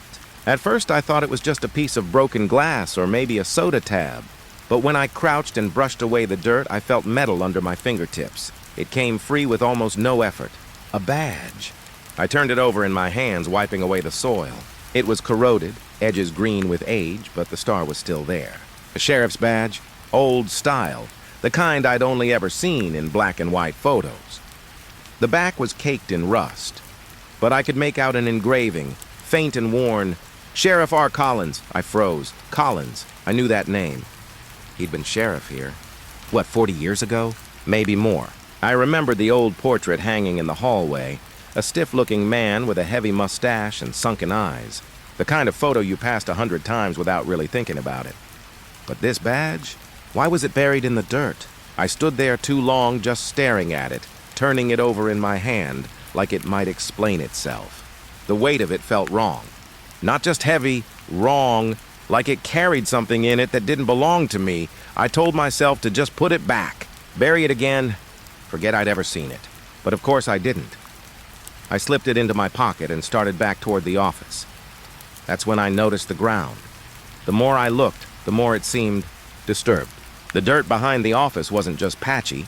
It had ridges, soft mounds, uneven dips, like someone had dug there and half filled it back in. Rows of them, stretching out toward the tree line. Graves. That's the first thought that hit me. Graves. But I pushed it down. Told myself it was just erosion, or old construction, or maybe tree roots pushing up the earth. Anything but that. Still, the feeling stayed with me as I went back inside. The badge weighed heavy in my pocket. I tried to forget about it, but the silence in the office seemed sharper, like everyone felt the shift even if they didn't know why. I sat at my desk, pulled the badge out again, and set it on the wood. It looked darker under the harsh lights. The star bent inward in places, the edges almost jagged, and when I leaned close, I realized the metal smelled faintly of earth. Not just dirt, but something deeper, damp, sour, like old graves after rain. I tried to laugh at myself, tried to say out loud, "It's just a piece of metal." But the words died in my throat, because in that moment I remembered something. Years ago during training, one of the older deputies told us a story about how Sheriff Collins had gone missing. They'd searched for weeks, turned over every field, every road. No body was ever found, no answers. Just a disappearance that sank into rumor. Some said he'd run off, others said something darker. But the way the deputy told it stuck with me. He'd said Collins was still out there somewhere, still wearing the badge. I hadn't thought about that in years. And now the badge was sitting right in front of me. The office clock ticked louder than usual. I couldn't shake the feeling that the walls were listening. I reached for the badge, ready to tuck it away in my drawer. But before I could touch it, I swear I heard something, a voice, low, muffled, not in the room, not exactly outside either. More like it was seeping through the walls. I froze. My heart hammered so hard I thought I'd imagined it. Then I heard it again. A whisper. Words I couldn't quite make out, but shaped like a man's voice. Drawn out. Hollow. I stood, the chair legs scraping across the floor. The sound cut off instantly, The office was silent again. Too silent. I shoved the badge into the drawer and slammed it shut.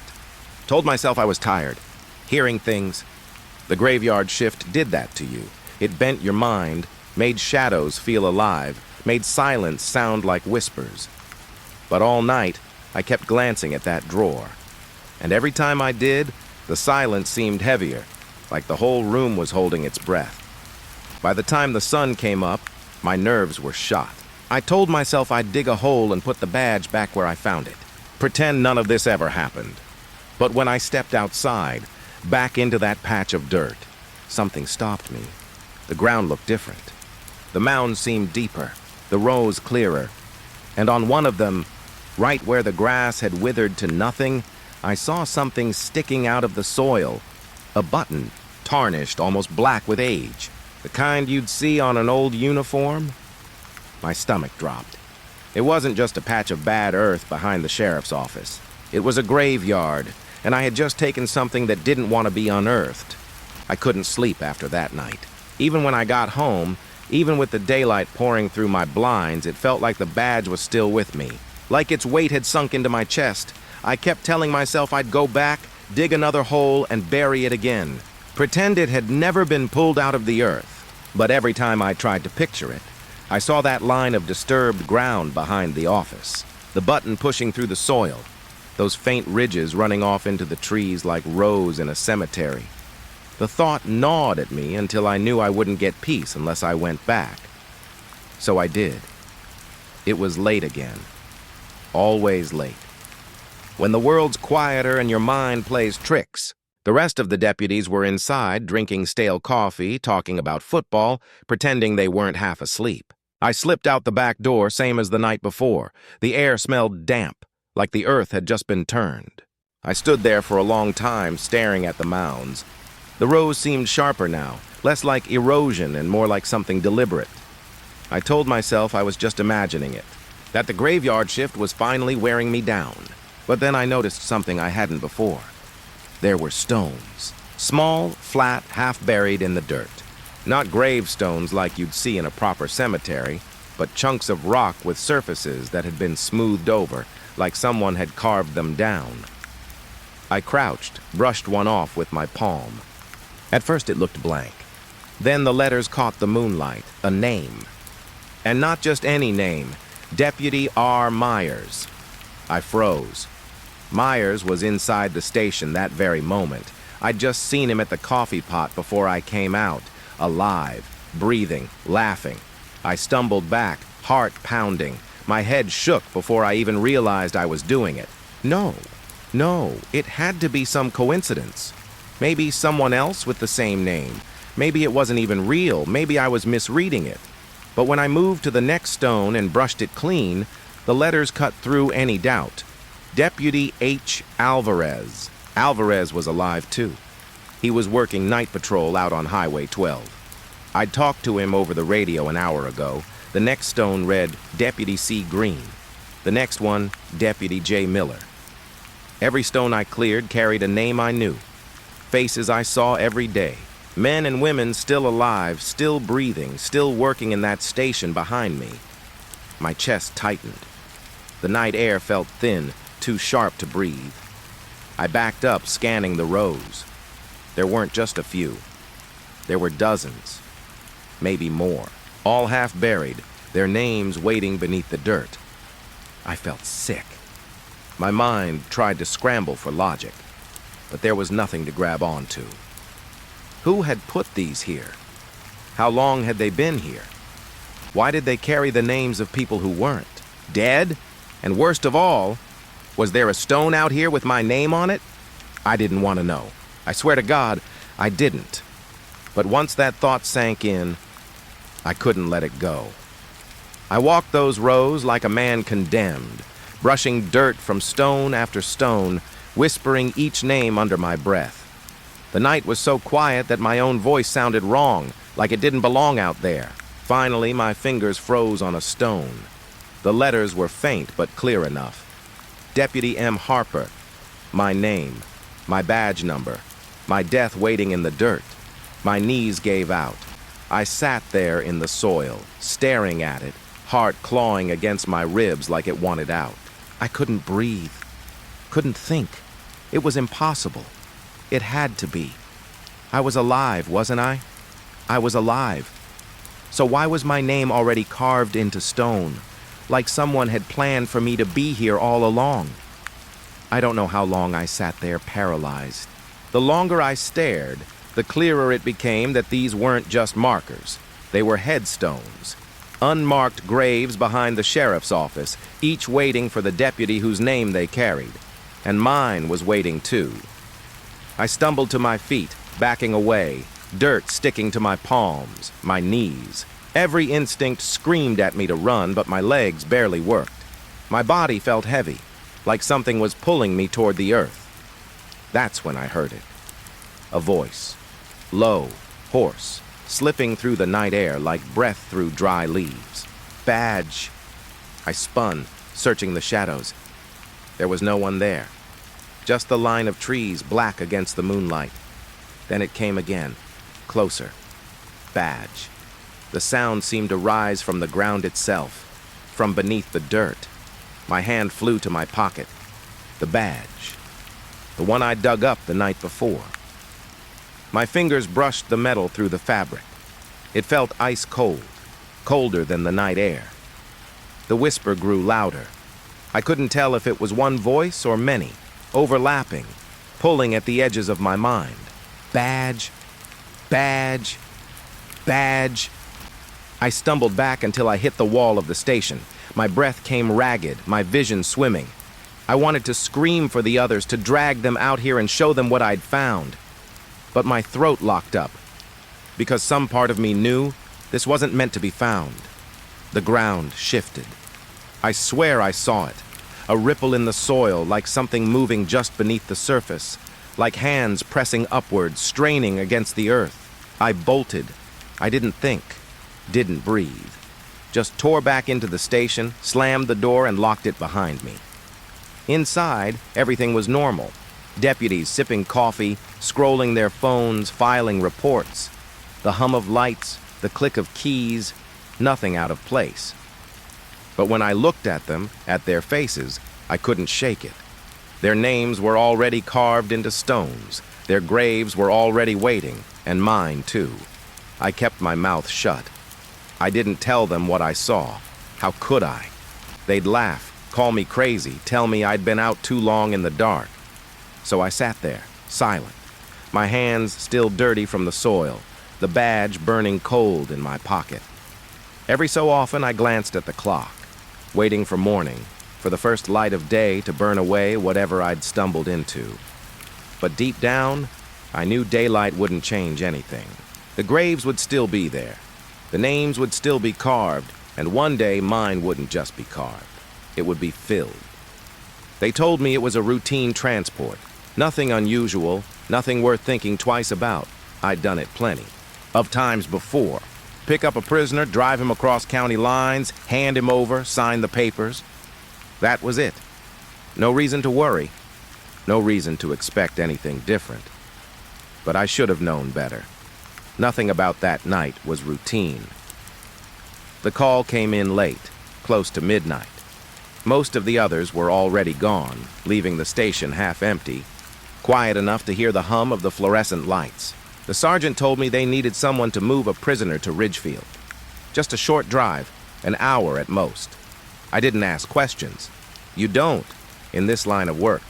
You just nod, grab the keys, and do what you're told. When I pulled up to the county lockup, the place looked even deader than usual. 2 guards waited at the door, looking like they wanted to be anywhere else. Between them stood the prisoner. He wasn't big, not the kind that looked dangerous at a glance. He was thin, shoulders a little hunched, wrists chained to a belt at his waist, ankles shackled so he couldn't move fast. His head hung low, hair falling across his face. I remember thinking he looked tired. Or maybe worn down, like he'd been chewed up and spit out by life a long time ago. The guards shoved him forward, paperwork in hand. Ridgefield transfer, one of them muttered. I nodded, signed where they told me to sign, and took the chain in my hand. The prisoner didn't resist. He didn't look up. He just shuffled along behind me as I led him out to my cruiser. The night air was cold. The lot was empty, lit only by a few buzzing lamps that didn't quite reach the corners. I opened the back door, guided him in, and buckled him up. Everything about it felt ordinary. Just another transport. I started the engine, checked my mirrors, and pulled onto the road.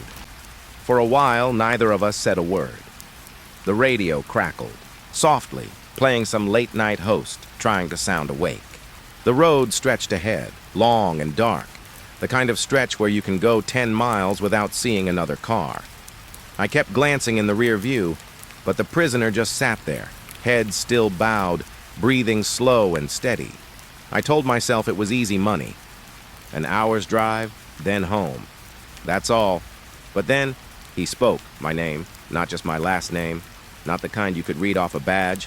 My full name, first, middle, and last, clear as day. He said it soft, like he was testing the sound of it. Like he'd been holding it in his mouth, waiting for the right moment to let it out. The wheel nearly slipped from my hands. My heart kicked hard against my ribs.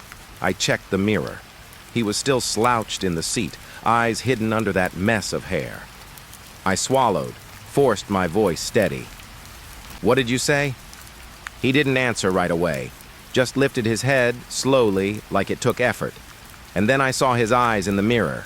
They weren't wide or angry, just calm, too calm, like he knew something I didn't. He said my name again, every syllable, rolling it off his tongue like he'd been waiting years to use it. I tried to laugh it off. "Yeah, that's me. You get that off the paperwork?" But something in me knew better. My middle name wasn't on any form. Hell, half the deputies I worked with didn't even know it. I gripped the wheel tighter. "Who told you that?" He tilted his head, smiling just a little. "You did." My stomach turned cold. I didn't know what he meant, and I didn't want to. The rest of the drive stretched on, thick and heavy. The road looked the same no matter how far I went. Blacktop, lines, trees pressing in from both sides. My headlights felt weaker than usual, barely cutting through the dark. I told myself I'd ignore him. Just get him to Ridgefield, hand him off, and be done. That was all I had to do. But I couldn't stop thinking about the way he'd said my name. The way it sounded like he wasn't guessing, like he wasn't surprised, like he'd always known it. Minutes passed in silence. Then, just when I thought maybe it was over, he leaned forward as far as his chains would let him. "You don't remember me, do you?" he asked. His voice was calm, patient, like he already knew the answer. I stared at the road, knuckles white against the wheel. "No, I don't." He chuckled, low and dry.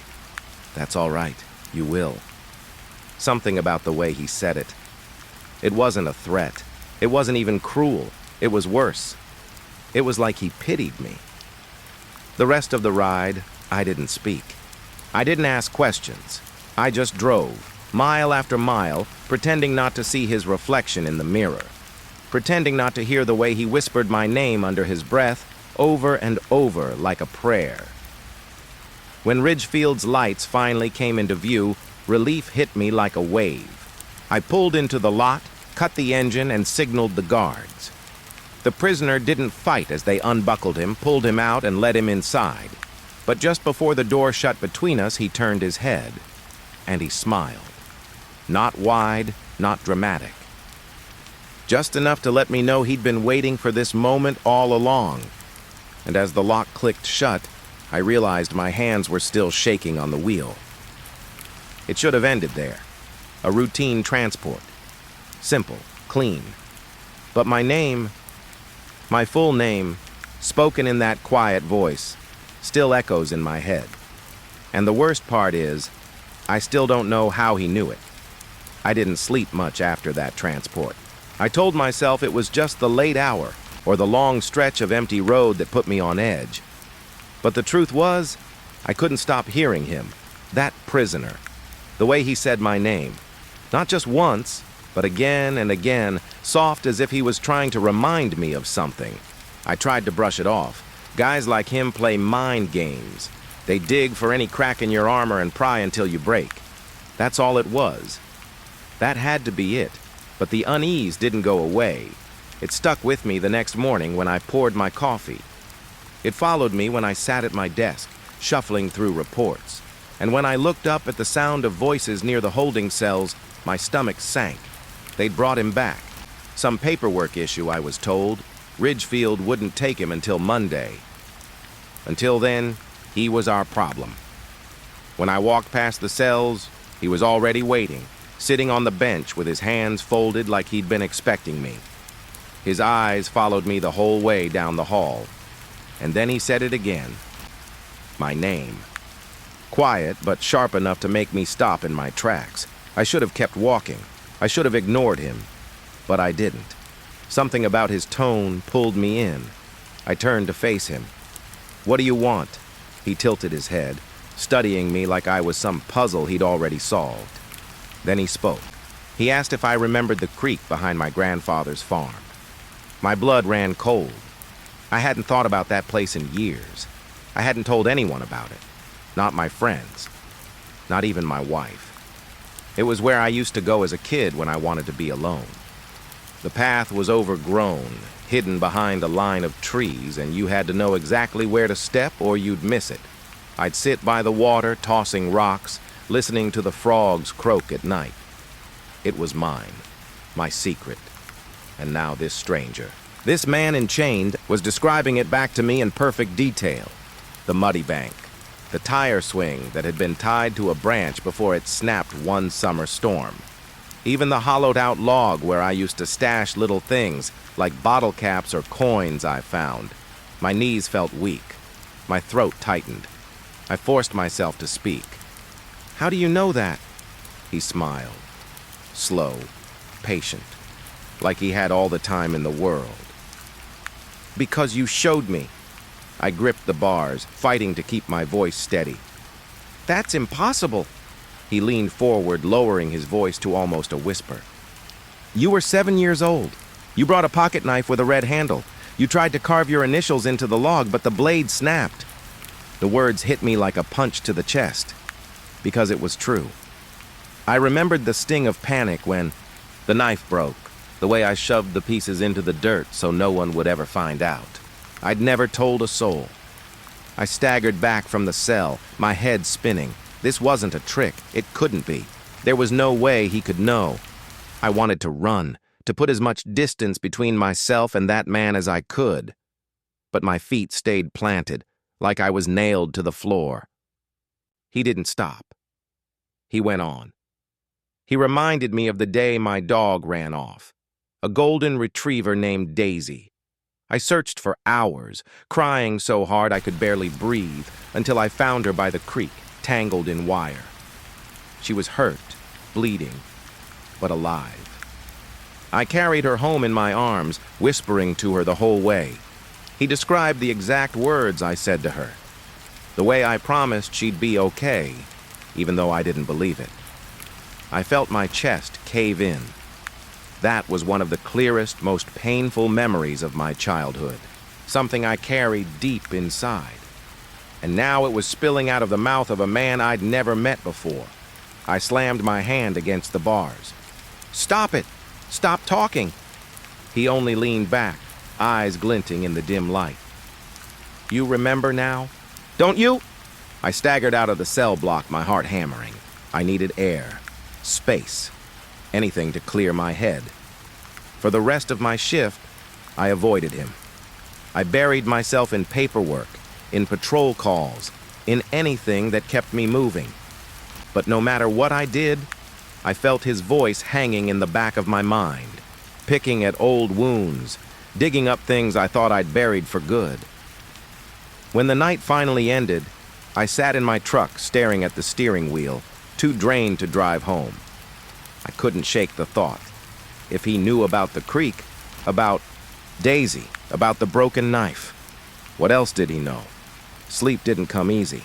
When it did, it was filled with dreams of the creek, of the log, of shadows moving just beyond the trees. And in the morning, when I woke up, I swear I heard him whisper my name, even though I was alone. The next day, I made the mistake of going back to the cells. I told myself I wanted answers, that if I just pushed him, I'd figure out how he knew. But deep down, I think I already knew the truth. I wasn't there to get answers. I was there because part of me couldn't stay away. He was waiting, sitting in the same spot, calm as ever, and when he spoke, he didn't waste any time. Do you remember the attic? My mouth went dry. The attic was off limits when I was a kid. My parents kept it locked. But one summer, when they were out, I found the key. I crept up the stairs, heart pounding, and discovered boxes full of old photos, letters, things I didn't understand. That's when I found the photograph. My grandfather standing beside a man I didn't recognize.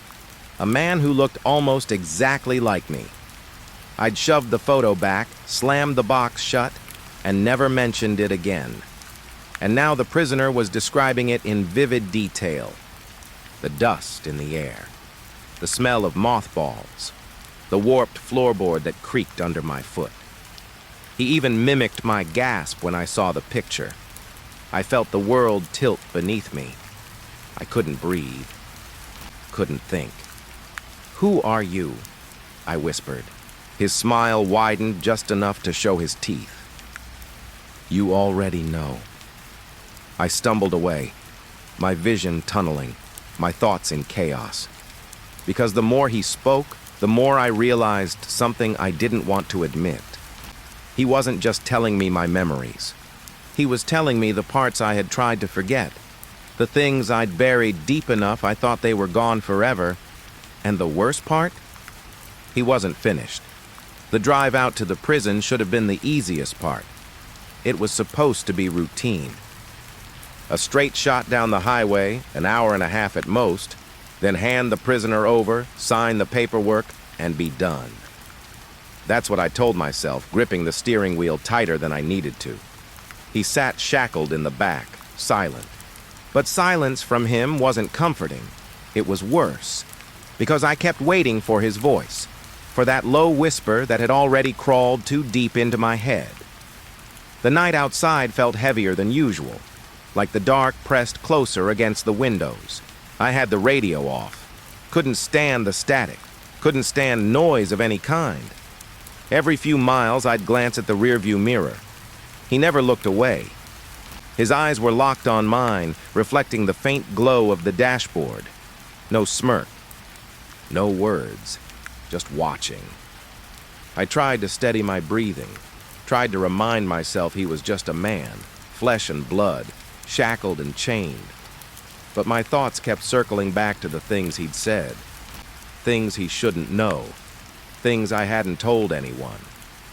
By the time the prison came into view, a relief washed over me. High fences topped with razor wire. Floodlights slicing through the dark. The shape of the guard tower against the night sky. For once, I was glad to see it. I pulled up to the sally port and waited for the gates to buzz open. When they did, I drove through slow, the sound of gravel crunching under the tires almost deafening in the silence. 2 correctional officers came out to meet me. Both had the same tired, hardened look you see in guys who've worked too many midnights. One carried a clipboard. The other held out his hand for my transfer papers. I gave them over, watching their eyes flick across the page. Then their brows furrowed. They looked at each other, then back at me. "This isn't filled out," the one with the clipboard said. My stomach dropped. "What do you mean?" He held the paper closer to the light. "It's blank. There's nothing here. No name, no date, no signature. Just a form." "That's impossible," I said, my voice sharper than I meant. "I filled it out myself. I watched the sergeant sign it before I left." He frowned and turned the paper toward me. Empty lines, clean as if no pen had ever touched it. A chill ran down my spine. "Maybe the ink smeared," I said quickly, though even as the words left my mouth, I knew how weak they sounded. The officer shook his head. "No, this was never written on." I turned toward the cruiser, toward the man sitting in the back seat. His eyes caught mine in the mirror again, that same calm expression. Not a trace of worry. I swallowed hard and faced the officers. Look, the paperwork's here. Something must have gone wrong. Just take him in. I'll straighten it out with my sergeant. The officer gave me a strange look. Take who in? It felt like the ground gave out beneath me. I turned to point at the back seat. Only. It was empty. The shackles lay on the floor, open, the chain resting against the seat. The cuffs glinted under the overhead light, cold and untouched. My throat closed. My mind raced. I couldn't make sense of it. He'd been there. He'd been sitting right there, watching me the whole way. I stumbled back a step. He was right there. You saw me pull in. You saw him. The officers exchanged a look. One of them muttered under his breath, then grabbed his radio. Control, can you confirm transport arrival? A voice crackled back. Affirmative. One deputy, no passenger. The clipboard officer turned back to me. Sir, you came in alone. My skin went cold. My chest tightened so much I could barely breathe. That's not possible. He was in the car. I drove him here. But the words tangled up. Too thin, too frantic to sound real. The other officer bent to peer into the cruiser, shining his flashlight over the seats. He lingered on the open cuffs, the chains. He frowned, then looked at me with something between suspicion and pity. You feeling all right, deputy? He asked. I didn't answer. Couldn't. My head was spinning too fast. I felt like I'd lost time, like whole pieces of the night had slipped through my fingers. The officer with the clipboard flipped through a logbook. There's no record of any transfer scheduled from your county tonight. Nothing in the system.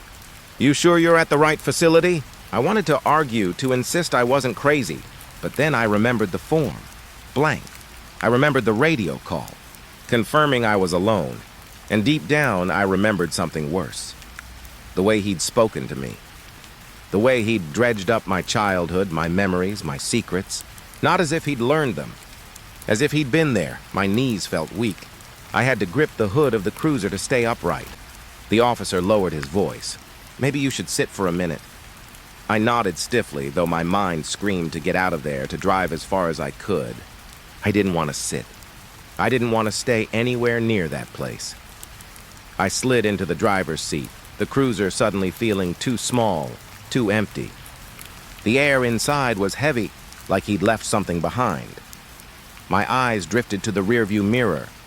For a second, just a second, I swore I saw him again, sitting in the back seat, staring at me.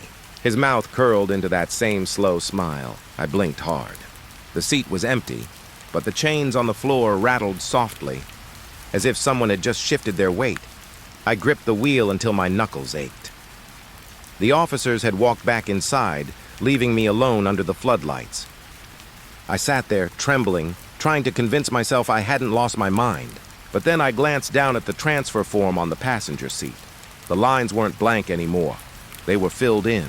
Every line. Not in my handwriting. In a jagged, uneven scrawl, the letters spelled out one name, my own. I shoved the paper away, my breath coming fast and shallow. I couldn't sit there another second. I threw the car into reverse, backed out of the gate, and sped down the highway, not daring to look in the mirror again. But even as the prison disappeared behind me, I felt it. The weight of his gaze, the echo of his voice, whispering my name from the back seat, and worse than that, the sinking certainty that the drive wasn't over. Not even close. I've worked nights most of my life. You get used to the quiet after a while. The kind of quiet where every sound sticks out. Every hum of the cruiser feels too loud. Some deputies hate it. They need chatter, the radio, a partner to keep them company. Me? I never minded it. At least not until that night I was on patrol, just past midnight, making the rounds near Miller's Ridge. Nothing out there but old farmland, overgrown fields, and the shell of an old radio tower that hasn't been used in years. They shut it down sometime back in the 70s, I think. Nobody bothered to tear it down, though. It just sits there, rusting away, rising over the tree line like some crooked skeleton. Most nights I didn't give it a second thought. But that night, the air felt different. Too still. Even the insects seemed quiet, like they were holding their breath. I had the radio tuned low, more out of habit than anything. Just the occasional call from dispatch, the usual check-ins. Then, static. I frowned and adjusted the dial, thinking it was just interference. But then, buried in the static, I heard it. A voice. It was faint, broken, like someone trying to push words through a wall of white noise. I leaned closer, turning the volume up. "Hello, can you hear?" I froze. "Dispatch?" I called into the mic. "Repeat your last. Signal's breaking up." Nothing. Just the same hiss. Then a few seconds later, a new voice came through. "Not dispatch. Not anyone I recognized? You shouldn't hear." I pulled the cruiser over to the side of the road, staring at the radio. My heart was beating harder than it should have. I've heard interference before. I've heard people bleed into the channel, kids with scanners, truckers on a bad frequency. This didn't sound like that. It sounded wrong. I keyed the mic again. "Dispatch, confirm. I'm getting some crosstalk on my channel. You picking that up?" Their reply came back clear, steady, like always. "Negative, Unit 12. Your signal's clean." I swallowed hard. "You sure?" I'm hearing voices. A pause. Then, "Only voice I hear is yours." The words made my skin crawl. I sat there, staring at the tower through the windshield. It rose out of the trees maybe half a mile away, its red light blinking faintly at the top. The sound seemed stronger the closer I looked at it, like the static was somehow pulling my attention toward it. Then another voice broke through. This one sharper, louder. "Sheriff, I see you." Every hair on the back of my neck stood up. I dropped the mic like it burned me. My name hadn't been spoken, but that word, sheriff, it felt too direct, too personal. I forced myself to breathe slow, forced myself to think. Probably some idiot with a CB, I told myself. Some drunk kid messing around, catching the frequency, but even as I thought it, I knew that wasn't right. The way the voice came through, it wasn't carried. It was buried. Like it wasn't supposed to be there, the static thinned again, fading into silence. For a few minutes, the night was empty. I almost convinced myself I'd imagined it. Then the voice came back. Softer, almost pleading. "Don't leave. Don't go yet." My chest tightened. I'd been in shootouts, seen mangled bodies pulled from car wrecks, stared down men twice my size without blinking. But hearing that voice, it did something to me, because it wasn't a stranger's voice anymore. It sounded like my father. I gripped the wheel, staring out into the dark, trying to shake it off. "My dad's been dead for years." I buried him myself. And yet, that voice, the rhythm of it, the way he dragged his vowels, it was him. "Come closer." I didn't realize I was driving until I saw the trees parting ahead, the tower looming larger, the gravel crackling under my tires. I pulled to a stop at the base of it, the metal frame groaning in the night air. The tower stretched up so high I had to crane my neck to see the top. The blinking light above seemed slower now, almost lazy, almost in rhythm with my heartbeat. The radio was alive with whispers, too many to follow, overlapping, layering, some calling my name, some laughing, some sobbing. "I killed the engine." The sound didn't stop. "We're still here. Never left. Do you hear us now?" I grabbed the mic, my voice shaking. "Dispatch, I need a radio check." "Are you reading this?" Static. "They can't hear." "Only you." My breath caught in my throat. My hand trembled against the mic. For a second, I thought about getting out, walking to the base of the tower, looking up through the beams of rusted steel. But I couldn't. My body wouldn't move. I felt like a child again, like I was back in my room after lights out, staring at the dark corner, waiting for it to breathe. The voices started to overlap faster, tumbling over each other until the static drowned them out completely. Then, just as sudden as it began, silence. Not just the radio, everything. The night outside was empty. No wind, no crickets, no distant hum of the highway. Just silence thick enough to choke on. Then one last voice broke through. Clear, crisp, "You'll come back." And the radio died. I sat there, shaking, staring at the tower. My throat was dry. My chest felt hollow. I don't remember starting the engine. I don't remember turning the car around. All I remember is driving back down that road faster than I should have, my hands locked on the wheel, the tower shrinking in the mirror until the trees swallowed it whole. When I checked in with dispatch again, they said my signal was fine. Said they hadn't heard a thing all night, but I had. And the worst part is, it wasn't just voices. It was familiar voices, ones I shouldn't be hearing, ones I thought I'd buried years ago. And now, every time I drive past that ridge, every time I see that tower looming over the trees, I feel it pulling at me, calling me, and I know. One night, I won't be able to ignore it. I didn't sleep after that first night at the tower. I laid in bed, staring at the ceiling, replaying the voices over and over in my head. The sound of my father's voice, clear as day, asking me to come closer. It felt wrong to even think it, but I wanted to hear it again. That's the part that scared me most. By the next evening, I'd convinced myself it was nothing. Bad reception, a prank, maybe even my own exhaustion playing tricks on me. But the second I got into the cruiser and the radio hissed to life, my stomach twisted. Like my body knew something my mind didn't want to admit. I tried to keep the volume down, tried to distract myself with the normal calls, the routine patrols, but it was no use. My eyes kept flicking to the ridge, to that tower poking through the trees. It was waiting for me. Around 1 in the morning, it started again. At first, just static, the kind that hums low in the background, like wind against a window. Then faintly, the voices began to thread through. "Sheriff, you hear us?" I froze. The tone was different this time. Not just one voice, but several, layered together, faint and broken, like a choir singing out of rhythm. I pulled over without meaning to, headlights aimed at the tree line. My hands were damp on the wheel. "Don't go inside!" That stopped me cold. The voices were clearer now, threading together, breaking apart, then colliding again in ways that made no sense. Each one carried its own shape, its own tone. "Turn back. Stay away." I gripped the mic with shaking hands. "Dispatch, confirm. Who's on my channel? This is Unit 12. The reply was immediate, sharp. "You're the only one transmitting, Unit 12. But that wasn't true. The cruiser filled with them, one voice cut sharper than the rest, sliding through the static like a blade. A voice I knew, Deputy Carter.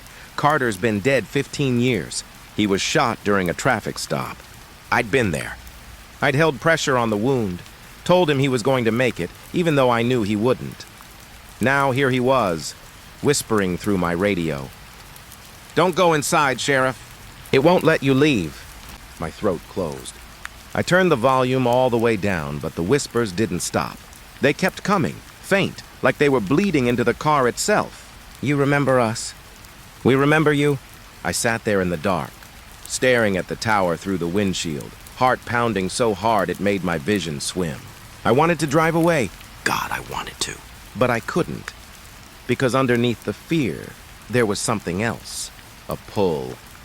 The same pull I'd felt the night before. It was like gravity, dragging me closer. I eased the cruiser onto the gravel road and started toward the tower. As I drove, the voices thickened, overlapping until they filled every inch of silence. I could hear names now, familiar ones, deputies who'd worn the badge before me, men and women who'd died in car wrecks and shootouts, in their sleep. I heard Deputy Ellis, who drank himself to death 5 years after his wife left him. I heard old Sheriff Hanlon, who passed on in his own kitchen while the radio scanner still crackled on the counter. All of them, layering together like they were fighting for space on the same frequency. "Don't go in! Please, not safe." "Not yours. It keeps us..." I gripped the wheel tighter, my teeth grinding. "What keeps you?" I muttered under my breath like a madman talking to static. The answer came in a dozen voices at once. "The tower." The cruiser jolted as I slammed the brakes. The tower loomed just ahead, its black skeleton etched against the night sky. For a moment, I thought I saw movement at the base, a shadow slipping between the beams, too quick, too tall. My pulse hammered. Then Carter's voice rose above the rest, clear, urgent. "Sheriff, don't go inside." My chest tightened. He said it like he was right there beside me, like he could see me through the windshield. I sat there with the engine idling, knuckles white on the wheel. Every instinct told me to leave. But something else, something heavier, kept me rooted. The radio went dead. Silence poured into the car, heavy as a blanket. I realized then how quiet the world around me was. No wind, no animals, just the faint groan of the tower's rusting frame in the dark. I don't know how long I sat there. Minutes, maybe hours. Time didn't feel right anymore. Finally, I put the cruiser in reverse and backed away, gravel crunching under the tires. My eyes never left the tower. Not until the trees swallowed it whole. The voices didn't come back that night. Not on the radio, not in the car. But they stayed with me. The way they pleaded, the way they said my name, the way Carter warned me like he still wore the badge, like he was still my partner, and the part that keeps me awake even now. They weren't warning me about some stranger. They were warning me about myself. About the moment I finally step out of the cruiser and walk toward that rusted door at the base of the tower. Because deep down, I know one night I will, and when I do, I don't think I'll come back. I told myself I wouldn't go back. After that night, after hearing Carter's voice through the radio, I swore I'd stay away from the tower. I gave myself every excuse in the book. Bad reception, faulty wiring, maybe even my mind playing tricks on me from too many night shifts. But the problem with swearing to yourself is that the voice inside doesn't always listen. 3 nights later, I found myself parked at the base of the ridge again. I don't even remember deciding to drive there. My shift blurred together. Routine calls, checking on businesses, the same empty back roads I've driven 100 times. Yet somehow my cruiser ended up here, headlights cutting through the weeds, staring straight at the tower. The thing about it is, I could have turned around. No one was watching. No one would know. But I didn't. Instead, I killed the engine, stepped out into the cold night, and listened. The tower groaned in the wind like something alive. The steel was rusted through in places. The concrete blocks at its base cracked like broken teeth. I'd seen it from a distance 1,000 times, but standing there in the dirt, the thing felt taller than it should have been, like it stretched higher than the sky wanted to allow. And then, as if it had been waiting, the heavy steel door at the bottom shifted. Not open, not closed. Just unlocked. My chest tightened.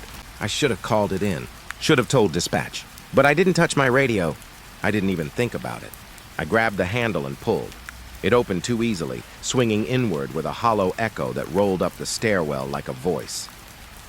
The smell that came out was thick, metal, dust, and something else I couldn't place. I stepped inside.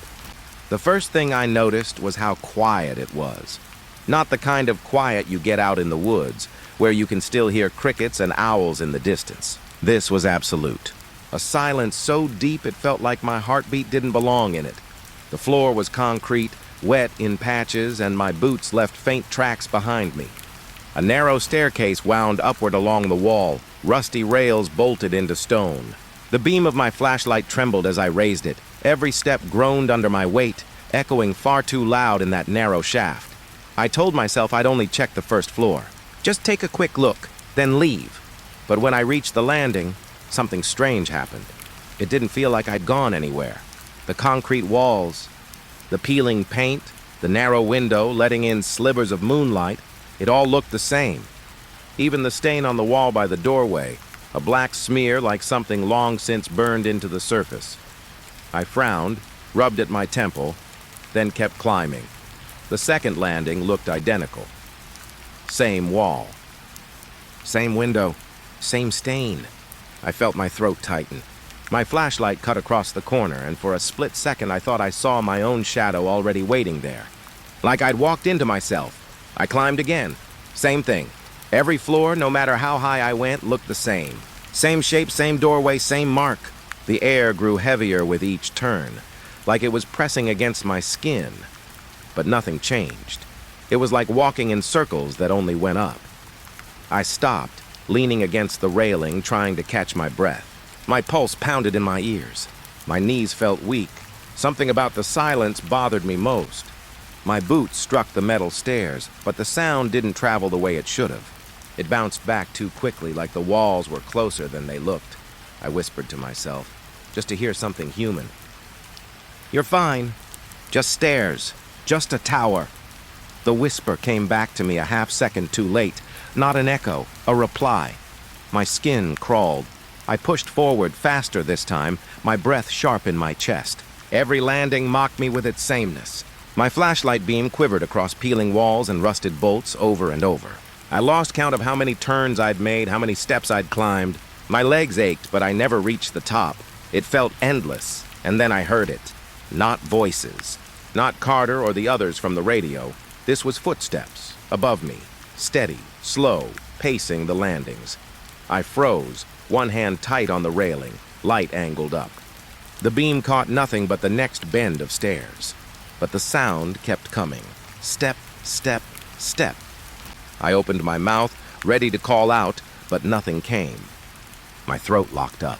All I could do was listen as the steps moved in a slow circle, just ahead of me, always out of sight. I forced myself upward, each step heavier than the last. The footsteps retreated, always keeping the same distance. Like whoever, or whatever, didn't want me to catch up, or worse, didn't want me to see it. By the time I stopped again, sweat was running down my back. My flashlight flickered once, then steadied. I looked down, expecting to see the door far below, some anchor to prove how high I'd climbed. But when the beam cut downward, my stomach dropped. The bottom looked no further away than when I'd started. The door was still there, faint in the shadows, like I hadn't moved at all. My breath caught. My hands shook. My brain screamed at me to turn around, to get out before the stairs looped me forever.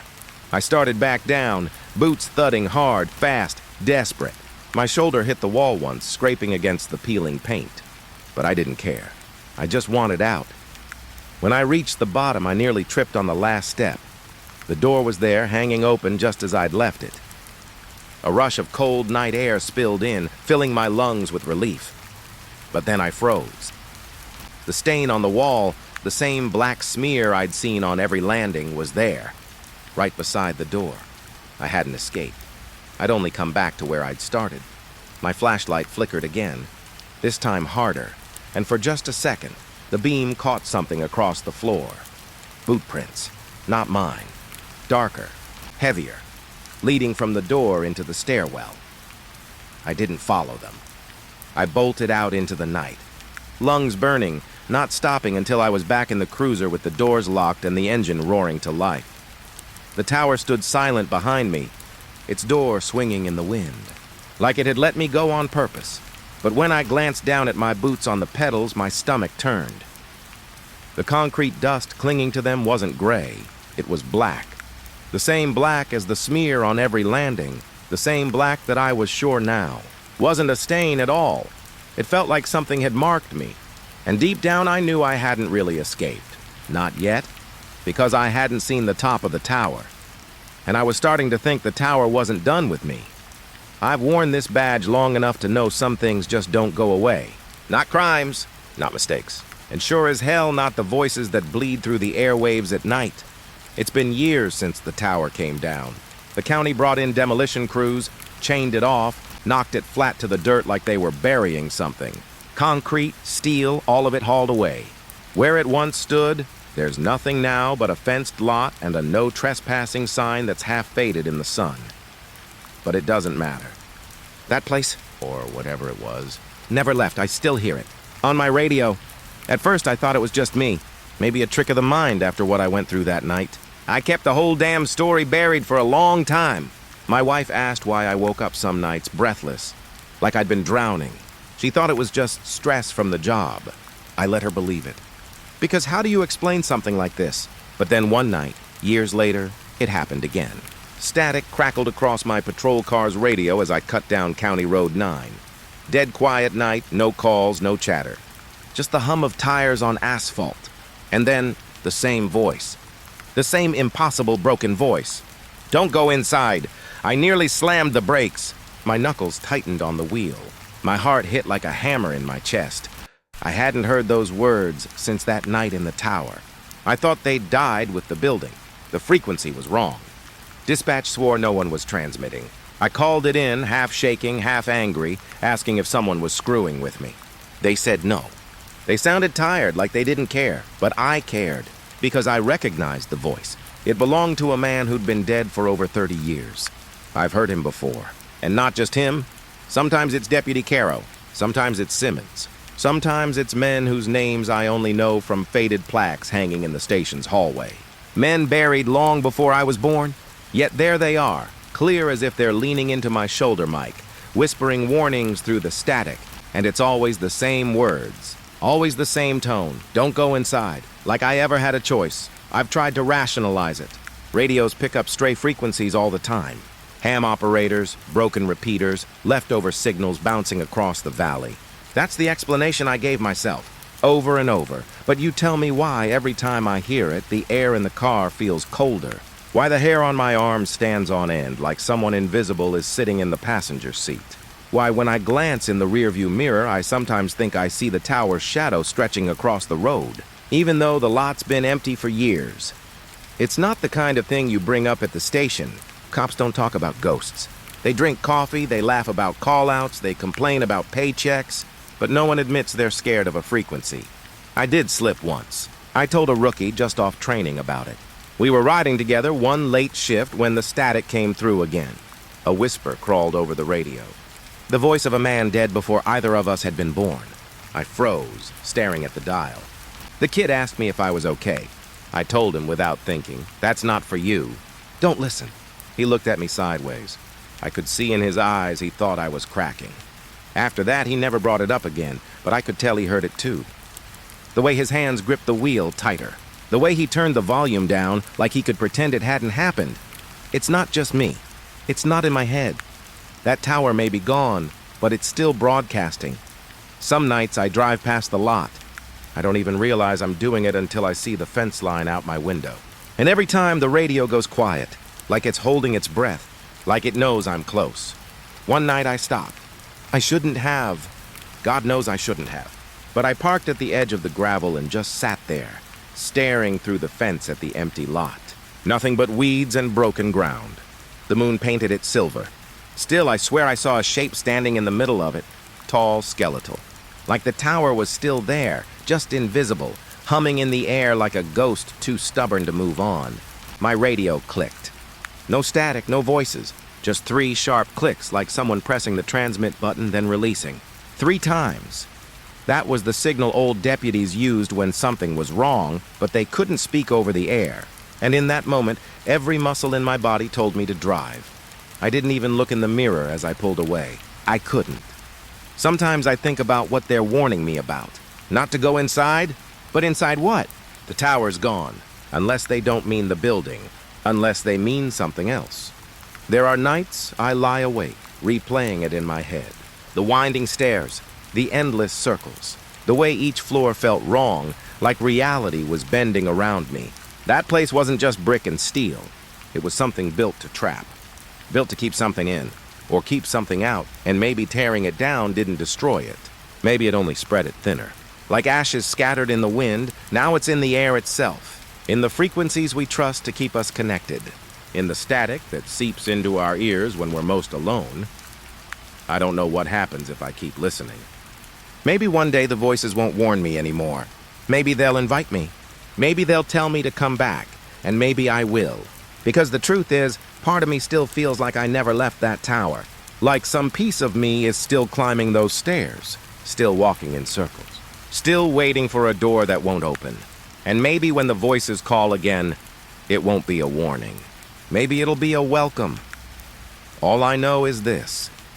When I'm out there at night and the radio goes quiet and the static starts to crawl back in, I can't breathe.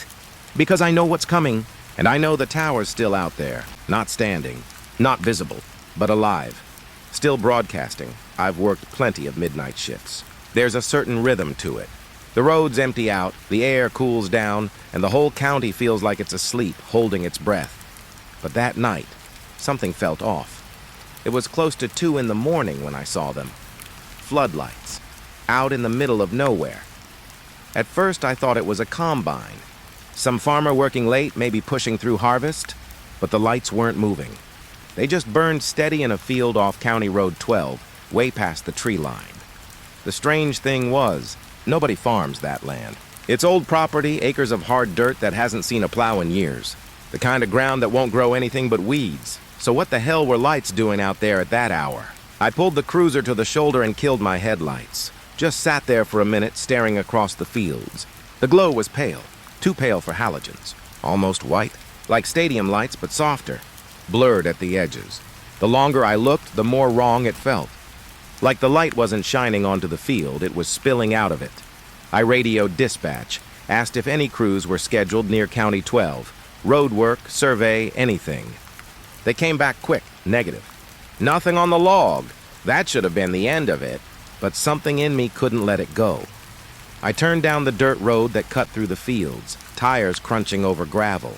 Dust lifted in my mirrors, catching the faint glow ahead. The lights grew brighter the closer I came, but I couldn't hear a generator. No hum, no buzz, just silence. By the time I pulled up to the edge of the field, my mouth had gone dry. The lights were planted in a perfect square, 4 of them, tall as telephone poles, throwing pale beams onto the ground below. I stepped out of the cruiser. The night air was cold and the silence was heavy. Even the crickets had gone quiet. I walked closer, boots sinking into soft dirt. The beams were fixed on one spot in the center of the field where the earth looked disturbed, fresh turned. That's when my stomach dropped. The ground wasn't just dug up. It was lined. Row after row, graves, I froze. My breath came short, fogging in the glow. There must have been 20 of them. Shallow trenches, spaced, neat, waiting. I pulled my flashlight, even though the whole place was glowing like midday, and swept it across the soil. That's when I saw the first one, a mound, too small for a person. Wrapped in burlap, the shape bound tight with twine. I told myself it had to be feed sacks, maybe some farmer dumping waste. But then I saw another, and another shapes, dozens of them, all wrapped, all the size of children. I staggered back, almost dropped the light. My throat locked. I wanted to radio it in, but something stopped me. A thought I couldn't shake. If I called it in, if I said what I was looking at, someone would ask me to explain, and I didn't have words for what I was seeing. I crept closer to the nearest shape. My boots sank into soft dirt, the smell of damp earth rising with every step. I crouched, reached out, hesitated, then brushed my fingers against the burlap. It twitched. I stumbled back so fast I almost fell. My chest hammered. I kept the light on it, my hand shaking, praying I hadn't just imagined it. But I hadn't. The burlap shifted.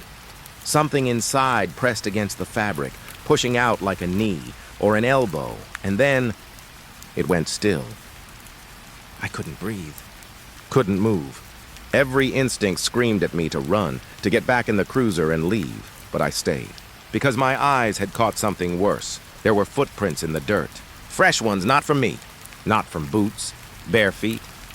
I followed them with the beam of my light, dragging across the soft soil until they disappeared into the far corner of the field, where the light didn't quite reach. The dark there seemed thicker somehow, like the glow bent around it.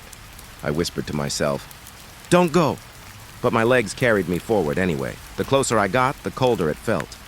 My breath turned to mist, and then I heard it, a shovel, cutting into earth, slow, rhythmic. Someone was digging. I froze in place, light shaking in my hand, trying to pierce the dark at the edge of the field. But I didn't see anyone. Only the sound. Metal against soil, steady, patient. I called out, loud, sharp, "Sheriff's office!" My voice cracked in the empty night. The shovel stopped. For a long moment, silence pressed in on me. The lights above hummed faintly, though I still couldn't see what powered them. Then, the digging started again, closer this time. I backed away, heart punching in my chest, until my boot struck one of the burlap mounds. The fabric shifted again, something moving beneath it. I couldn't stand it. I ran. I bolted back to the cruiser, slammed the door, fumbled for the radio. My voice shook as I called it in, trying to sound calm, trying to make it sound like just another call. Dispatch came back with static. Not words, just static. I hit the wheel with my fist, shouted into the mic, but nothing. Dead air. The lights behind me flickered once, dimmed, then flared brighter. That's when I caught something in the mirror. A figure. Standing in the glow, barefoot. It didn't move. Didn't chase. Just stood there watching as I peeled out down the dirt road. Gravel spraying behind me. I didn't stop driving until the lights disappeared from the horizon. By the time I reached the station, my radio was clear again. Dispatch called, asking why I'd been screaming over the mic. I told them nothing. Said it must have been interference, and that was the end of it. At least officially, but I still see those lights when I close my eyes. The pale glow, the open graves, the burlap shifting, and I wonder if they're still out there waiting for me to come back. Because the truth is, I don't think those graves were empty. I told myself I wasn't going back.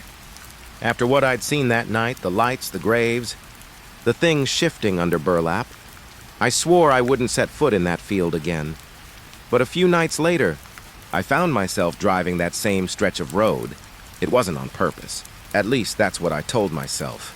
Routine patrol, nothing out of the ordinary. And yet my hands turned the wheel without thinking, guiding the cruiser back toward County Road 12. I slowed when I reached the shoulder, headlights spilling across the tree line. My stomach dropped. The lights were back. 4 beams rising from the empty fields, steady as ever, cold, unnatural. I killed my headlights and sat in the dark, gripping the wheel so hard my knuckles burned white. A voice in the back of my head whispered, "Leave it. Just drive away." But I didn't. I opened the door, stepped out into the night, and let the silence swallow me whole. The glow ahead looked softer from a distance, almost hazy. But as I drew closer, it sharpened. Too sharp. Like the air itself was cut into pieces by the light. I wanted to radio it in, anything to make sure I wasn't alone in this, but when I pressed the mic, all I got was static. I tapped it again. More static. Dead, just like last time. I cursed under my breath and kept walking. The dirt road gave way to soft earth. My boots sank into it, damp and heavy. The smell of turned soil filled the air, and then I saw them. Figures. They stood in the glow of the floodlights, bent over the earth, digging. Their shovels rose and fell in perfect rhythm. No words, no grunts of effort. Just the dull scrape of metal cutting into soil. I froze. My body refused to move. There must have been 6, maybe 7 of them, all dressed the same. Dark clothes, heavy boots, faces hidden in shadow, even under that pale light. I forced myself to breathe. Then I shouted, my voice cracking the silence. "Sheriff's office! Step away from the field!" Nothing. Not one of them looked at me. The shovels just kept rising and falling, steady as a heartbeat. I tried again, louder. "Drop the shovels! Hands where I can see them!" Still nothing. The sound of digging was all I got. I gripped my flashlight tighter, my other hand resting near my holster. Every instinct told me to draw, but I didn't. Not yet. I stepped closer, calling out again, forcing authority into my voice, even though I felt small under those lights.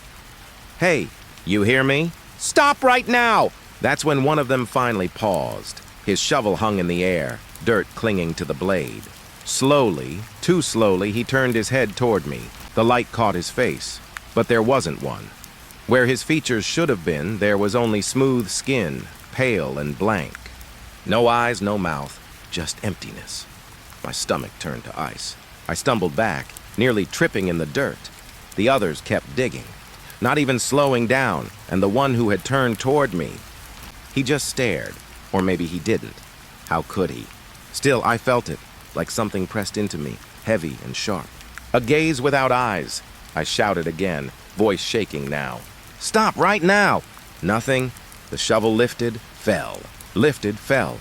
The sound of earth piling up filled the air, steady and endless. I reached for the radio again, desperate. "Dispatch, do you copy?" Static. No words. But beneath the static, I thought I heard something else, a whisper, too faint to understand.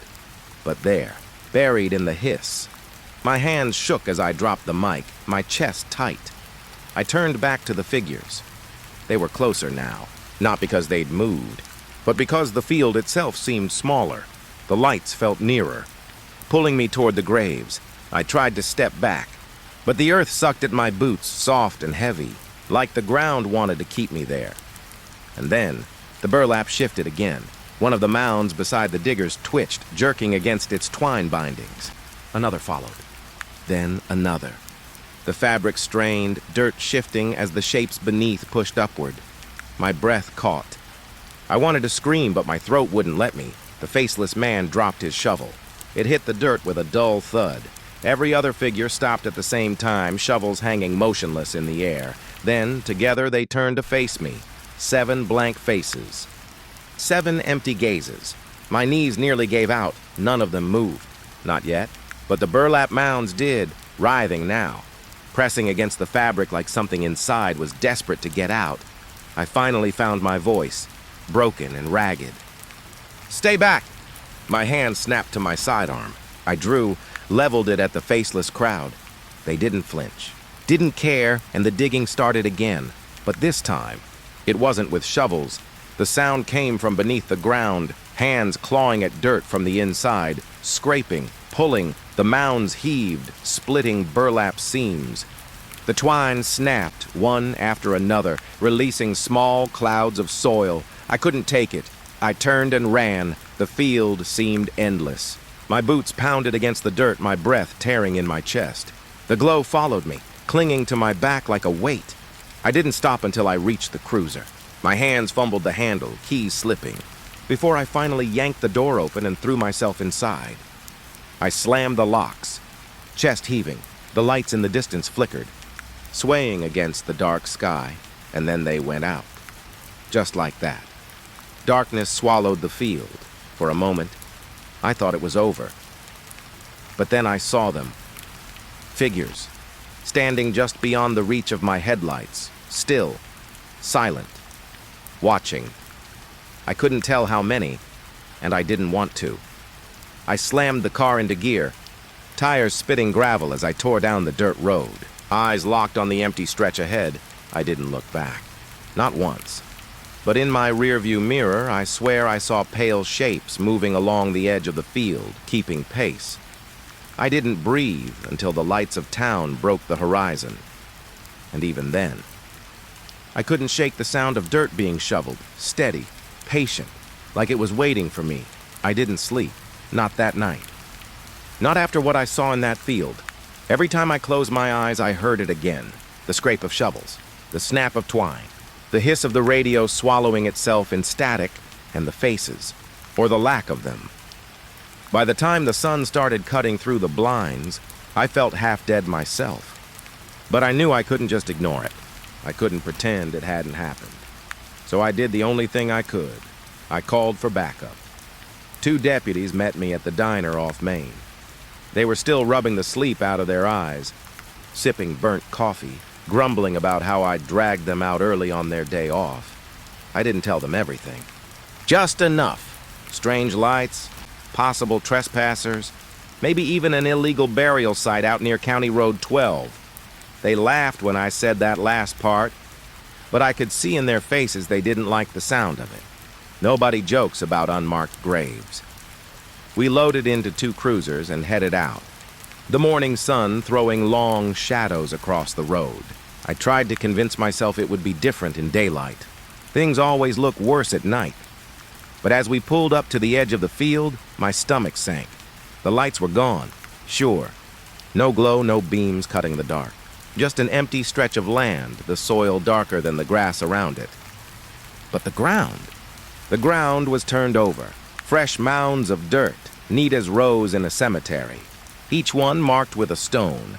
I stopped dead in my tracks, my boots sinking into the soft earth. The other 2 walked past me, talking low, trying to figure out if it was some kind of prank. But I knew better, because I saw the names, carved deep into the headstones. Not with tools, but like the stone itself had split open to make room for the words. Each one of us, my deputies and me, 7 stones, 7 names. The deputies stopped talking then. One of them bent closer, brushing dirt off the closest stone with his glove. His face went pale when he read it. Jesus, he muttered. It was his name. Date of birth beneath it. No date of death. Not yet. The other deputies moved down the row, reading each one in silence. Their breathing grew heavy, ragged. I couldn't move. Couldn't look away from mine. There it was, clear as anything. My full name carved into the stone, letters sharp and deep, my date of birth, and nothing after. For a long time, None of us spoke. The morning air was still, almost too still. No birds, no insects, just the faint sound of wind across the open field. I finally broke the silence. My voice didn't sound like mine. "We're leaving, now!" But they didn't move. One of them shook his head. "This has to be a setup." "Some sick joke." "Then who did it?" I asked. He didn't answer. We searched the field looking for signs of trucks or equipment, anything that could explain it. But the soil was too clean. No tire tracks, no footprints. Nothing except the graves, and they weren't shallow holes. These were deep. Too deep for someone to dig in a single night. The dirt piled neatly beside them. The stones standing perfectly upright, like they'd been there for decades, except they hadn't. Because I was standing there, alive, reading my own grave marker. I tried the radio again, handshaking as I pressed the mic. "Dispatch, this is Unit 3. We've got a situation out here. Multiple graves, possible crime scene. Send static, nothing else. The deputies tried theirs. Same thing, dead air." One of them cursed and kicked at the dirt. "Goddamn radios! Always out here they cut," but I knew better. I remembered the voices in the static. The whispers that weren't really whispers. I didn't say anything. We stood there too long. I could feel it, like being watched. The longer we stayed, the heavier the air felt, pressing down on us, making it hard to breathe. Finally, I told them again, sharper this time. "We're leaving." Reluctantly, they followed me back to the cruisers. Neither of them said a word, but as I opened my door, I froze. The dirt on my boots. Thick, black soil. The same soil I'd seen spilling from those burlap sacks, and when I looked down, I saw it wasn't just on me. It was on them too. Their boots caked in it, their pant legs smeared with streaks of fresh earth. None of us had stepped into the graves. None of us had touched the mound, so why did it look like we had? I didn't ask. I didn't want the answer. We drove back to town in silence, each of us lost in our own thoughts, but I kept glancing at the rearview mirror, because I swore I saw movement in that field as we pulled away, figures standing in a neat line behind the graves, watching. By the time we hit the main road, the field was empty again. Back at the station, we logged the call, wrote it up as suspicious activity, though the words felt wrong, too small for what we'd seen. The deputies wouldn't talk about it. They left early, claiming they needed rest, though I knew neither of them would sleep. And me? I stayed, sat at my desk staring at the wall until the sun went down again. That's when the call came in. Routine traffic stop, out on County Road 12. One of my deputies, the same one whose name I'd seen on the first stone. The dispatcher's voice crackled through the line. Calm, professional, like it was just another call. But I felt something sink in my chest, because I already knew how it was going to end. And when I closed my eyes, I could still see it. Rows of graves. Fresh dirt piled high. 7 stones waiting in silence, and mine standing among them.